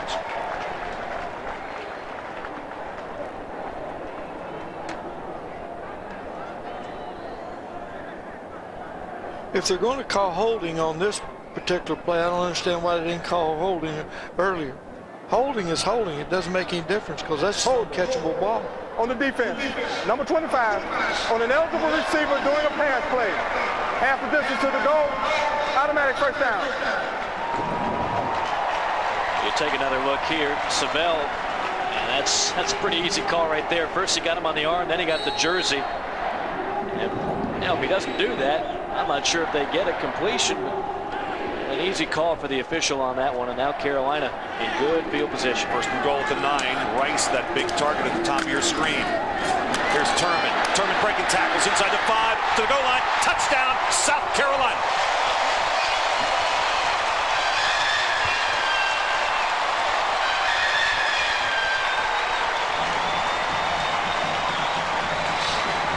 Yards for Dacus Turman. He is the toughest of the 3 running backs we've seen tonight. We've seen Wallace. We've seen a whole lot of Mike Davis. But Dacus Turman, a senior who goes 5'11", 230 pounds. He is the guy most likely to break some tackles. Runs like a big old bowling ball, and that's what he did right there to the goal line. And a bowling ball. In fact, the entire South Carolina Gamecock squad is rolling downhill right now. Turman banging his way into the end zone. That was an impressive 9-yard run. Here's another look. We'll take a couple looks here. He's got pretty shifty feet, as you see there, for a big guy. Breaks it to the left side, and then it's just a matter of shedding a few tacklers. Another look here. They get some surge early on, breaks a tackle there, breaks 2 more, 3 more there, and no chance to get an arm tackle on Dacus Turman, who had a good head of steam. Young man who broke Herschel Walker's single-season record for rushing yardage in a single year back in high school. Dacus Turman wants to find a role on this team. He knows that the younger backs are going to get a good bulk load of the carries, but he can still do some good things for Steve Spurrier in this squad. For more on that, let's send it down to John Gregory. John? Yeah, last time South Carolina was on the sidelines on offense, the coaches were yelling at the offensive linemen about missing assignments, and they were really on the running backs about hitting the holes a lot harder. You can see on that series right there, they took the coach's words and ran hard through the middle. Running hard. I guess that's an understatement. That's the only way Dacus knows how to run. You know, these younger guys still kind of do a little bit of dancing in the backfield from time to time. They'll work on that, but everything Turman does is hard. He's not the most explosive guy. He's not going to give you the home run type of run that some of the other backs will, but he will break some tackles for you. Well, Johnny Falk had a chance to tackle him in the backfield for a loss, and he's just stepped right out of his hands. Yeah, he's not going to miss too many tackles. 38-13, largest lead of the night for South Carolina. Troy had pulled back to within 11 at 24-13. But turnovers dooming the Trojans here in the latter stages of the third. Here we go. Suckup with the kick to the 1-yard line. And that's Williams. And he spins out a one tackle attempt and takes it up to the 26-yard line. South Carolina did a good job of pinning the ball into the boundary. They directional kicked that time. They kicked it away from McKinley, and it was a good move. Yeah, we're talking about Sidney Rice, Bob, and the great size he has and the great night he's had for South Carolina. You know, I think you probably coached one of the biggest and most talented wide receivers ever when you had Randy Moss at Marshall. Oh, I tell you what, he's an awesome athlete, Randy is, and I'm anxious to see him against Terrell Owens this weekend. It's going to be a great matchup tomorrow. 1st and 10 for Troy at the 26. And that's Babb. So Babb, the Alabama transfer, fighting for yardage. Not much running room in there now. South Carolina, the middle of that line is definitely stiffened. I think Coach Blakeney's told him, do not fumble. He had both hands on the ball running up in there. Well, West was going to come off the Carolina bench and suddenly came right back to the sideline. 2nd down and 9. So give them a gain of a yard. They need some first downs here to get Troy's defense off the field, because Troy played a lot of snaps in the first half and they're going to be tired. Run it again. And Dawkins, nowhere to go. Maybe a yard to the 28-yard line. Turnovers have been the story of this game. Troy has showed the ability to move the football, but these turnovers, guys, have been absolute killers. There's the first one on the opening drive inside the 10. And here's a pick. Fred Bennett.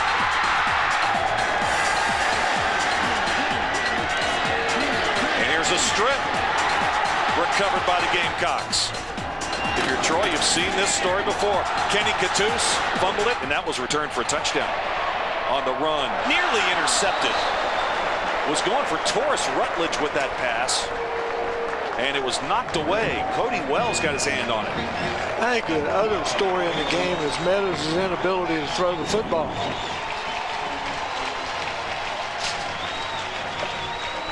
South Carolina's done a good job of clouding the seams on the curl routes, but they're going to have to be able to throw the football if they want. They can run it effectively, but they're ganging people up around the line of scrimmage. It's awful hard to run the ball.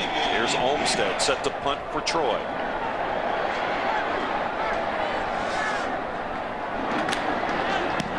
Olmstead did a good job to control that snap. From the 30, no fair catch. McKinley trying to get wide where he's got some blocking help. And Bernard Davis, we really haven't called his number very much tonight, makes the special teams tackle at the 35-yard line. Coach mentioned Randy Moss before South Carolina has the football. You've got a big day tomorrow. You're going to the Meadowlands to see a couple of your quarterbacks at Marshall go head-to-head, Chad Pennington and Byron Leftwich. Anxious to go to see the game. It's going to be a heck of a football game. Guys, we're going to see a decleater right here. Watch the Carolina player come out right there from the left of your screen. That is a runaway freight train. Wow. That got his attention. And you got to have your head on a swivel if you want to be a special teams player in Columbia. Mitchell, and he's sacked. Fourth sack of the night for Troy. And Mitchell's down.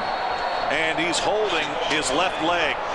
Now this is a scary play because the defender dives and grabs Blake's ankle. And as Blake's going down, all that momentum pulls on that ankle, and Blake is in a whole lot of pain right now. And this is about as scary a sight as you can see if you are a South Carolina fan. As we take another look, the pressure from the backside. Johnny Falk. There is that leg tackle by Falk. Falk with his second sack. Ooh. You can see that ankle. And he is staying down. So Blake Mitchell, who was so hot to start this game, now 11 of 14 for 177 yards and 2 touchdowns. And this crowd is quiet. And he is not putting any weight at all on this ankle. That is about as scary a sight as you can have for South Carolina. Again, I mean, we've seen Antonio Hefner some tonight, but he is a guy that has played sparingly thus far in his young career, and they really cannot afford to have Blake Mitchell out for any great length of time this season. The fullback missed a block on that, and that's the reason it was a sack, because of him blitzing off the corner. He was there, he just didn't see it. 3 wide this time. Turman, who had the touchdown run earlier in the third quarter, takes it out to the 21-yard line. South Carolina needs to reach their own 45 to pick up a first down. This will be 3rd and long. And they are continuing to work on Mitchell, trying to get that shoe off, and it is the ankle. 3rd and 19 from the 26.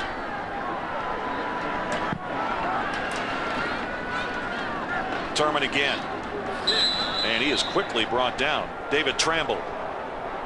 And the Gamecocks are going to have to punt that ball away. And you almost get a sense these last 2 carries almost like South Carolina in shock. Yeah, I think that's safe to say. And, you know, there you see, that's indicative of the way this season's gone for South Carolina thus far. 10 hits. He's been hurried 12 times. He's been sacked 4 times. He came in being sacked the 3rd most times of any SEC quarterback. You know, and eventually you take all those hits, something bad is going to happen. Troy on the wrong end of a 38-13 score, but they have sacked the quarterback 4 times tonight. Johnny Falk has a pair, and now the Gamecocks going to have to punt the football. And the play clock has expired.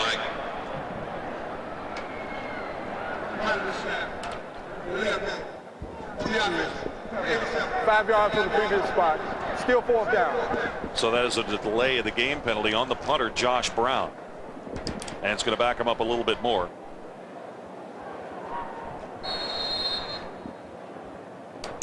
Moments ago, South Carolina lost their quarterback, Blake Mitchell, and we will get an update on him in just a moment.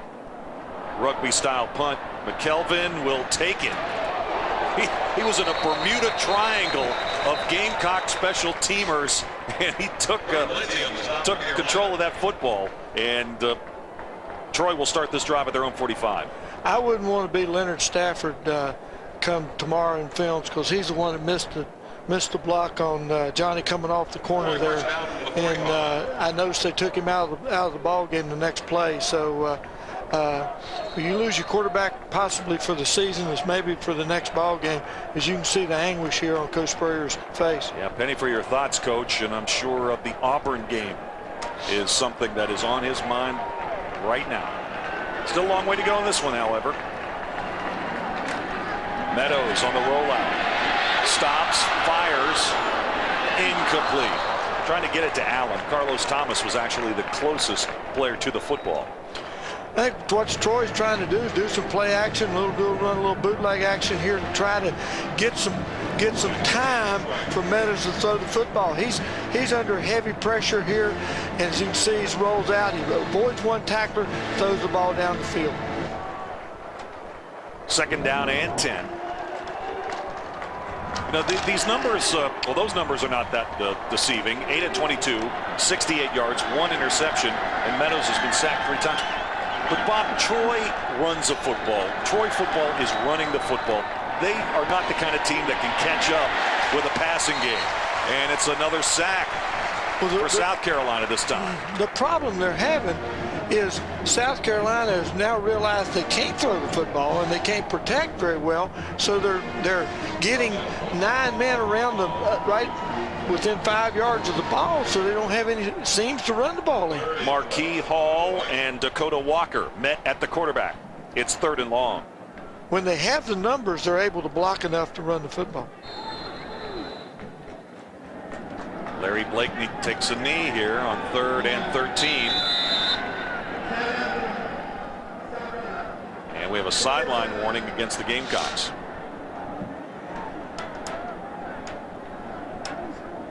Stops the clock momentarily.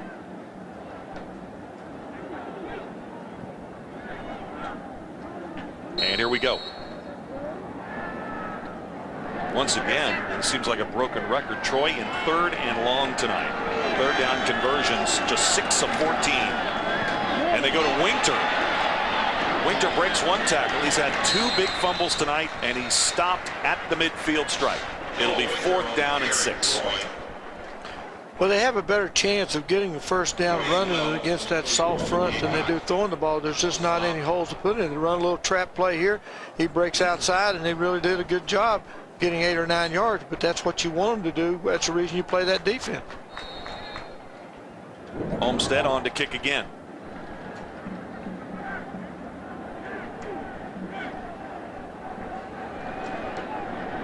And McKinley is back at the 9 to receive this punt from Olmstead. This will be his 5th. Averaging just under 42 yards per attempt tonight. Oh, a high kick. This is a beaut.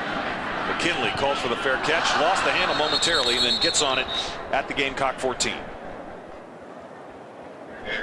We begin the 4th quarter. South Carolina leads Troy 38-13. First down. First carry for Mike Davis in a while, but right now the big story in the stadium, the injury to Blake Mitchell. He just left the field to go back to the locker room. Our John Gregory's got more. What's up, John? Yeah, Dave, he just walked into the locker room on crutches in front of the faithful here. They gave him a big hand, but they were looking at his left ankle, upper ankle, and they said it isn't high ankle sprain and that they'll have x-rays later tonight. All right, so obviously he will not return. And his status, I would imagine, for Auburn and maybe subsequent games after that in doubt right now. Here's Davis again. And Davis continues to impress with the way he's able to carry tacklers forward. His momentum going forward is very impressive for a back, Bob, that's just a true freshman.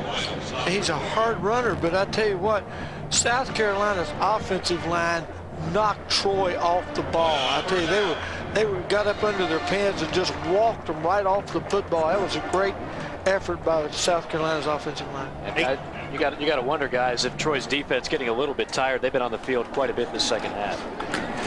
19th carry for Davis, and he will take it near the 30-yard line. Well, the pressure that Troy has been able to put on the South Carolina quarterbacks tonight, namely Blake Mitchell, 4 sacks. There was Johnny Falk. That was the first of his 2 sacks. Torrey Langford. More pressure. Tramble. Larry Brown. And then here comes the big hit. Top of your screen. Johnny Falk got him. And it's a high ankle sprain for Blake Mitchell. And he is back in the locker room right now. And most likely will not return to this game. No official word yet on that, but we got to believe that. Quick flanker screen, and it's our first opportunity to see Noah Whiteside with the football tonight. Noah's been quiet this year, as a matter of fact. You know, he's their top returning receiver. He caught 20 passes a year ago, but this is only his 5th reception of the year, and it's just a simple wide receiver screen. And, you know, Whiteside, again, another guy, if you get him in open space, he can make people miss, and he can gobble up some yardage. Mike, he had that really great touchdown pass on the post pattern to open the season on the very first drive against Central Florida. He's a young guy that just can't seem to get away from the injuries. He had that serious ankle, and now it's a toe, right? Yeah, he's been banged up really throughout his career, now in his junior season out of Greenville, South Carolina. Hefner, the quarterback, on a design quarterback draw. And he is in Detroit territory and will take it down to the 46. Tell you, that little wide screen, that's an option play at the line of scrimmage. If there's only 2 people out there, that's what they do. Take another look here. You're going to see a lot of this possibly next week if Hefner is the guy. Quarterback draws. That's what he's been used to doing. I mean, that's what Lou Holtz recruited him for as a quarterback. That's what Lou liked out of all his quarterbacks. He liked those running quarterbacks. Now with Steve Spurrier, you've got to be able to throw the football downfield. And guys, you know, Coach and I were talking about this during the break. Generally speaking, you're up 38-13 in the fourth quarter. You might go to a more conservative attack, but if you're South Carolina, you got to know what this guy's going to be able to do for you next week. You got to see what Hefner has. Well, Antonio Hefner, a little bit confused right there. They take a timeout. I think they had the wrong personnel on the field. I don't think that's Tony's fault. But I tell you what, they need to let him throw the football, and I think Coach Spurrier will, because he has to be able to run their offense, and they've got to get confidence in him throwing the football, and he's got to get some confidence in being able to throw the football, and I think that's the reason they'll let him run the offense. Well, he's a guy, a 6'1", 187-pound redshirt freshman. He's very highly recruited out of Memphis, Tennessee. Extremely athletic, and he's got an arm now. You know, a lot of times when you hear athletic quarterback, you figure that they don't have any arm strength.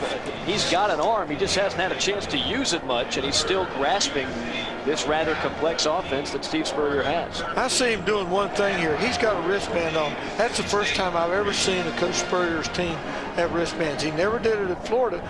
So what he's doing, he's trying to create ways to help his young quarterback understand and learn the offense. One thing that Steve Spurrier said this week, they were running so few offensive plays in the first 3 games of the season. He was ending each game with about 2.5 pages of plays that they didn't get an opportunity to run. That's so true. You know, the other thing he told me earlier in the week is that he really feels like he's got to scale the offense back to what he's normally used to doing, say his days at Florida and at Duke. He really thinks with all the youth on this team, he's afraid of throwing too much at him. So you're going to see him scale it back, and he might even scale it back some more if Hefner is going to be the guy.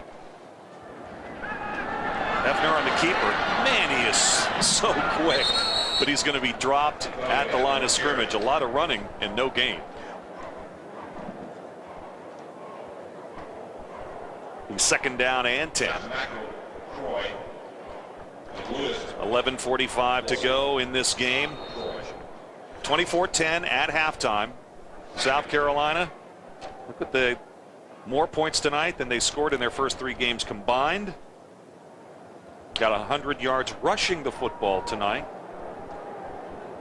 And how about the job they've done taking care of the football? They were among the worst teams in 1A in turnover margin. Tonight they have not turned over the football. Here's Clark. Clark breaks a tackle. And he's got the first down at Detroit 35. 8th reception of the year for Chris Clark, another former high school quarterback, 5'10", 191-pound senior out of Lexington, South Carolina. He's the possession guy. He's not a guy that's going to make the big play like a Sidney Rice or a Savell Newton, but on 3rd and short, very often they'll go to Clark. He's sure-handed. He's a guy that knows how to find seams in the defense. Well, there's a characteristic of a Steve Spurrier offense, Bob. 7 different receivers catching the football tonight. He really likes to distribute the football, but if you don't cover their wide receivers down, they'll just stand up and throw the ball to them. That's a check at the line of scrimmage. Hefner back to pass on 1st down. Still looking. And now he runs out of time. Look at this. This might be a big play. And there are flags down, but Trojans can't get Hefner down. He is exciting. There's no question about that. Finally, Marcus Richardson brought him down. It's going to be a holding call on South Carolina. Man, those feet, so quick. I really like, though, he broke out in the open and he looked downfield to try to throw the football. A lot of times 7-8 on the offense. 10 yards from the previous spot. Repeat first down. A lot of times you can get some big plays. Yeah, that's exactly right. Hefner does the smart thing here. You see he's looking downfield. He's got 2 guys over there, but they're both blanketed. Smart thing to do. Don't throw it. Don't force it. Try to get something on the ground. There's a lot of nifty footwork there, but again, the holding penalty going to bring it back. So this will be 1st and 20. Hefner with more rushing yards than passing yards tonight. I'd look for the draw here. They have run the quarterback draw successfully. Keep it on the ground. Bob, talk about the way Steve Spurrier teams signal the plays in. Well, his quarterback or assistant quarterback coach, which is John Reeves' son, signals them in. He'll tell him the plays. A lot of times Coach Spurrier will signal the play in or yell it out to him. He wants the crowd to be quiet when they're on offense, because he was the first one to start calling plays from the sideline. 2nd down and 18. Hefner under center this time as they'll operate from the I with 3 wide. And again, they'll keep it on the ground. Matter of fact, when I was coaching at Wake Forest and he was at Duke, I put my defensive back to go over and stand beside him, and Jim told me, that's not going to work. So here we go. There's the signal. Spurrier, of course, serves as his own offensive coordinator. Picks the play, and then the play is signaled in. One of those guys signaling those plays in is Cade Thompson, the true freshman. Again, they'd love to redshirt him, but what happens if Hefner goes down with an injury? You might be forced to play him even though you don't want to. Mike, that's a great point. A decision might have to be made on a very, very highly regarded prospect. Here's Hefner from the gun. Rolling out, hit as he throws. Showing a big arm to the end zone. Touchdown, South Carolina. A circus catch. Brian Hayes. Now check that, Michael Flint. Flint made a super catch. Michael Flint is a guy that Gamecock fans have heard about, but they haven't seen a whole lot of him. Lou Holtz talked about him the last couple of years. He's a redshirt senior out of Mount Pleasant. He's been banged up for most of this season. Finally gets a ball thrown at him and makes a spectacular catch. That was a great catch. And I'll tell you what, if Mitchell has to be out of action for any extended time, that's the kind of thing Hefner can do for you. He can make you a big play. Hefner going long. Michael Flint. How do you do? South Carolina 45, Troy 13. Blake Mitchell's high left ankle sprain. Negative. Sometimes a high ankle sprain is worse than a break, though. Now, I've learned that in football. It takes a long time for that to heal. They linger, Coach. Oh, forever. There's been a lot of players around here that have gone through that, and it just stays with you the whole year. Ricardo Hurley had that a couple years ago and really destroyed his whole season. Meadows on a short drop, passes caught.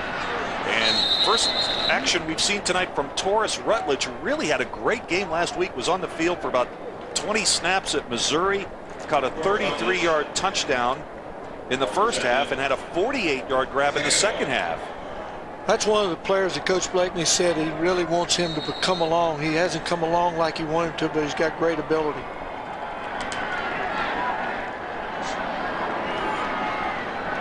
Second down and a yard. Going to keep this one on the ground. Winter will take the ball in the Gamecock territory, just inside the midfield stripe. Kind of a tough night for Winter. I mean, he's showed the ability to run the football. He had a big run in the first half, but he's had 2 killer fumbles. Well, nights like that happen, but he's got ability, but he's got to hang on to the ball, or he's going to be sitting over beside Coach Blakeney most of the time. 11 carries, 86 yards tonight for Winter. 1st and 10.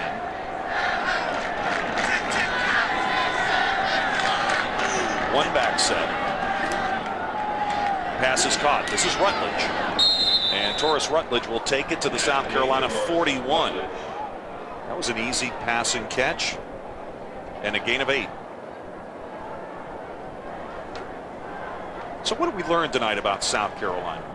Well, I think we learned quite a bit about Blake Mitchell before the injury, and that's kind of the ultimate downer to this otherwise very impressive performance by the South Carolina team. That, certainly that man right there knows exactly what's at stake if Blake can't come back. But I think South Carolina's done everything a little bit better. Blake's played better. They've run better. They played better defense. Meadows going long to the end zone, incomplete. Trying to get it to Smokey Hampton. Incomplete. And Stoney Woodson had the coverage for South Carolina. Another big question I had about South Carolina coming into the game tonight, Mike, was their rush defense? Did it improve tonight? I think so. I think they really did a good job later. I mean, as you take a look at the coverage there, pretty good coverage all around for South Carolina secondary. I thought early on Troy had their way rushing the football again between the tackles, but I thought South Carolina did a good job of adjusting, and of course by falling behind, Troy's had to throw the football more. Now Winter did not get to the marker. It'll be 4th down and less than a yard. I think Troy's got to go for it here. Carl Meadows has got to learn on those deep throws to throw the ball outside. He keeps throwing it inside, he's going to keep getting them picked off. Well, if you're joining us late, this was a competitive game for quite a while tonight. It was 24-10 at the break. 24-13. Troy had the ball in South Carolina territory, down 11. The turnovers have killed the Trojans tonight, and South Carolina has come up with some Spurrier-esque big plays. And they pick it up. Winter on 4th down powers forward to the 32-yard line of the Gamecocks. That's the best running play they've had. They had them packed in there on defense, and they run the power G play where they swing the guard around, and they knocked him off the ball and created a nice hole for him. Winter now has rushed for over 100 yards, 14 carries, 102 yards unofficially tonight on the ground for Troy. 1st and 10. Line of scrimmage is the 33. Troy will operate again from the I. No play action. Pass is batted down. South Carolina got a great hand up there. Looks like it might have been Lambert. Lambert is a converted linebacker. He played most of his career at the linebacking position. They needed some more bodies on the defensive line, and there's that rush defense that you alluded to earlier, Dave, and it's been much better tonight. 114 on the ground, and again, they've really hunkered down from the second quarter on. Meadows again. Protection is good. There are a lot of red jerseys where that ball was headed. Incomplete. I wouldn't be surprised to see them go deep on Woodson again. I don't think he can hang with Smokey Hampton. He was bumping run coverage there. I thought they were going to go deep, but they broke it off to an outcut on that particular play. Well, South Carolina had 6 new starters tonight. There are many times tonight where the Gamecocks had 4 or 5 true freshmen on the field. I think what Coach Spurrier wanted. 3 wide on 3rd and 10.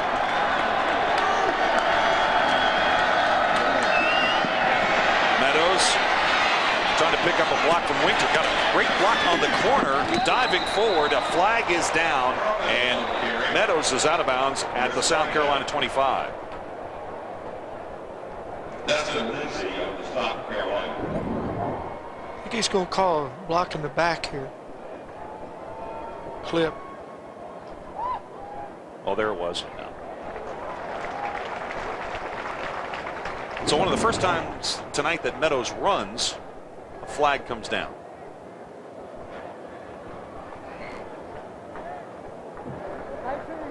Illegal block at the back. Number 19 on the offense. 10 yards from the spot of the foul. Repeat 3rd down. Well, that's the freshman Darius Williams. I'll tell you guys, Troy's going to look at the film on Sunday, and they're going to look back at a lot of mistakes. And you know, they really, I thought they showed early on they were ready to play with South Carolina. Did a fine job, and this game could have been a lot closer if they just did a better job of holding the football. Had a key penalty. Let's not forget that key penalty in the first half as well that cost Troy in the red zone and the turnovers. But they've had their chances against South Carolina. Coach Blakeney wanted to come out of this game with some positive because they open up next in the conference play against North Texas, who lost big to Kansas State today. So they've got some pluses. Getting wide with the football is Anthony Jones. Jones had 5 carries last week, and he's able to pick up the first down. Tell you one thing Troy has, they have speed. They haven't gotten beat here tonight with speed. They've gotten beat here tonight by mistakes. 54 yards in penalties now for Troy. They came into this game the least penalized team in the Sun Belt, averaging 44 penalty yards a game. How about Anthony Jones, a true freshman from Pensacola, Pace High School? Pensacola has consistently produced a lot of terrific players for Troy. It's 1st and 10 from the 17. Here's Jones again. Pushing his blockers and crossing the 15 and down to the 14. You know, he didn't play for Troy, but a pretty good running back by the name of Emmitt Smith came out of Pensacola, Escambia High School, as a matter of fact. They've had a pretty good lineage of running backs out of that area. You see the power G, you see the backside guard pull and knock South Carolina off the ball. And they've got some young guys in there on defense playing right now, and Troy did a good job of just creating a hole. 2nd down and 7 from the I-2 to the right side. That's where Meadows will roll and will throw. Pass is caught inside the 5. And fighting for extra yardage on his way down is Josh Allen. I thought his knee was down earlier than that, Mike. I don't know if you got a better view of it than I did. I thought he was down, but they kept him going. Maybe he was laying on top of the tackle. Yeah, pretty close play. We'll get another look here.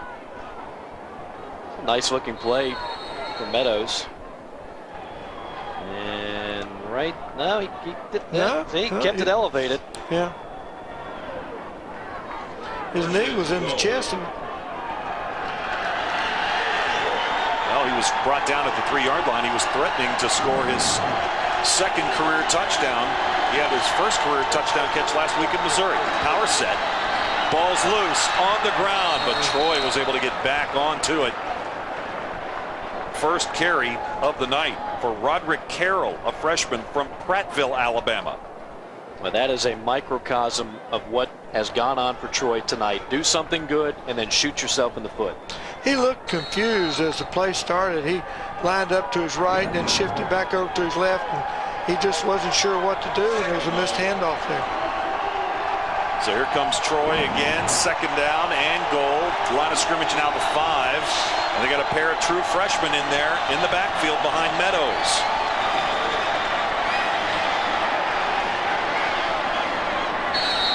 Check that. They were able to slip Sean Dawkins back into the game, and he's going to take it down near the 3-yard line. It looked like a rugby scrum. After that fumble by the freshman, Dawkins came back into the game and got the football.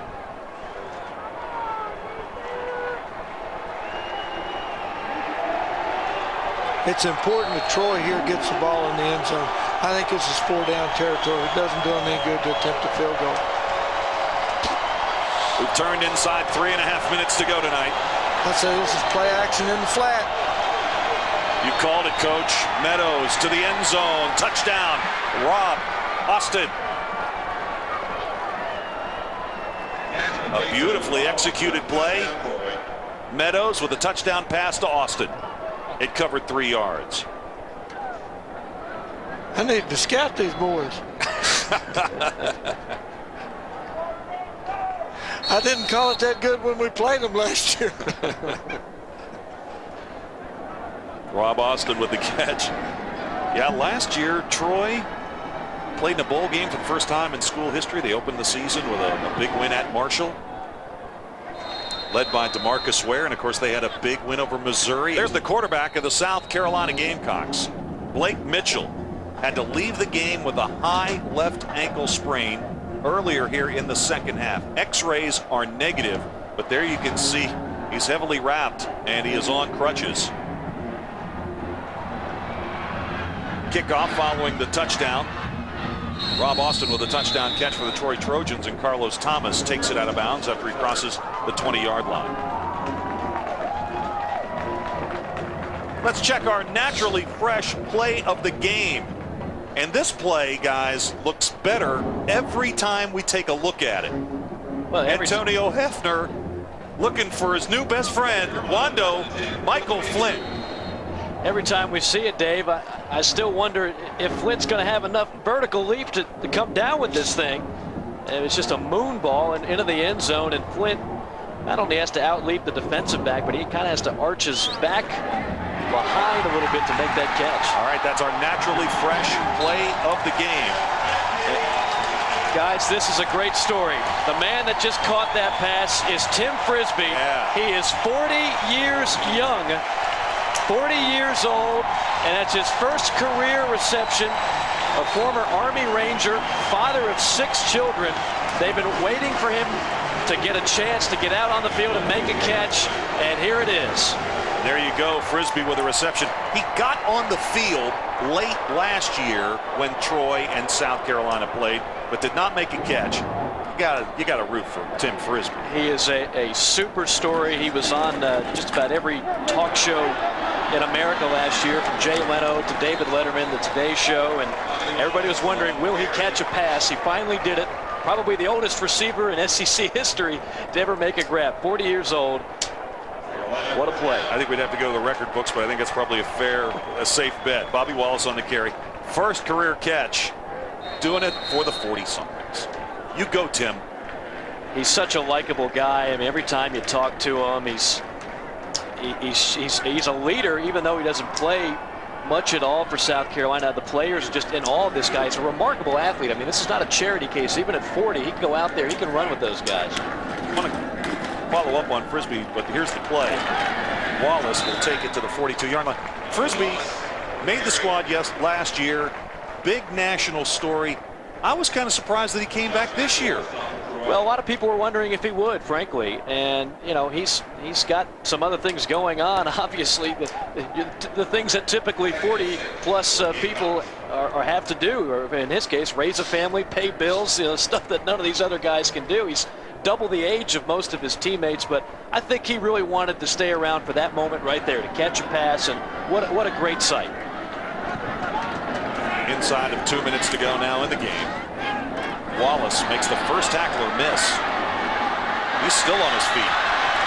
And he is stopped, but not before he picks up a first down at the 49-yard line. I just wanted to go back to Michael Flint, Bob. Randy Moss has nothing on Michael Flint, does he? I tell you what, that was a great play. I mean, that's as good a play as anybody in the country can make. He jumped over the guy and made the catch. That's awesome. That's a Randy Moss type catch up. Yeah, absolutely. All right, South Carolina has got this one into Barnes. Going to run out the final 90 seconds. Big story tonight. Turnovers for Troy and the injury to Blake Mitchell. Hello. Wallace thrown down rather rudely by Marcus Richardson. Marcus Richardson still playing. I think a lot of folks were really, they didn't know if Tim Frisbee would catch a pass in his career. And now he's got one, and that's tremendous. Well, I mean, frankly, if it wasn't going to happen in this game, in a situation like this with the score being lopsided, I mean, it's probably not going to happen against Auburn, Tennessee, Florida, Clemson, all the teams that Carolina has left. So the window of opportunity was shrinking, but they got it in. I'd be willing to bet money that was a play called just for him. Knowing Coach Spurrier, he would do that. There's a little quick screen out there. They were 2 over 2. He just pitched it out there as pitch and catch. Carson Askins already had a catch tonight. And South Carolina's going to be very excited when they get Andy Boyd back. Missing the game with a sprained right knee. He may be out for a couple more weeks. But Carson Askins, the redshirt junior from Hemingway, South Carolina, saw a lot of action tonight. If you're that guy right there, I mean, you feel good about the game, but you're still thinking about the man, in the locker room, and Blake Mitchell, what that's going to mean for next week. 3rd down and 18. Going to keep this one on the ground. And that may be our final snap tonight. 29 seconds to go in the 4th quarter. South Carolina was going to run out the clock, but Troy called a timeout because Larry Blakeney wanted to get his punt team back out on the field and give Leotis McKelvin an opportunity to return another kick. So Josh Brown set to punt the football for the South Carolina Gamecocks. He will rugby that one down the field, and McKelvin will take it on the fly. And he dances out of bounds near the 34-yard line. He's had a big night. Already has a 100-yard kickoff return touchdown tonight. Hey, he's a dangerous, dangerous football player. I tell you what, I don't blame him. I wouldn't kick the ball to him. I'd kick it out of bounds before I'd kick it to him. We talked a little bit about South Carolina and their mindset now as they get ready to go to Auburn for what will be a very difficult game. Bob, what do you think Troy takes from this game as they look ahead to North Texas? I think they've found that they can play with a good football team, but they can't make the mistakes. The other thing they're going to have to do is find a way to throw the football so people don't gang up around it, because if they've got the numbers, they can block in their run, because they run the ball against South Carolina Sunday night.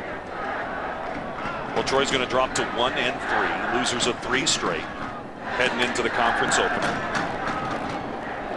And that pass is incomplete.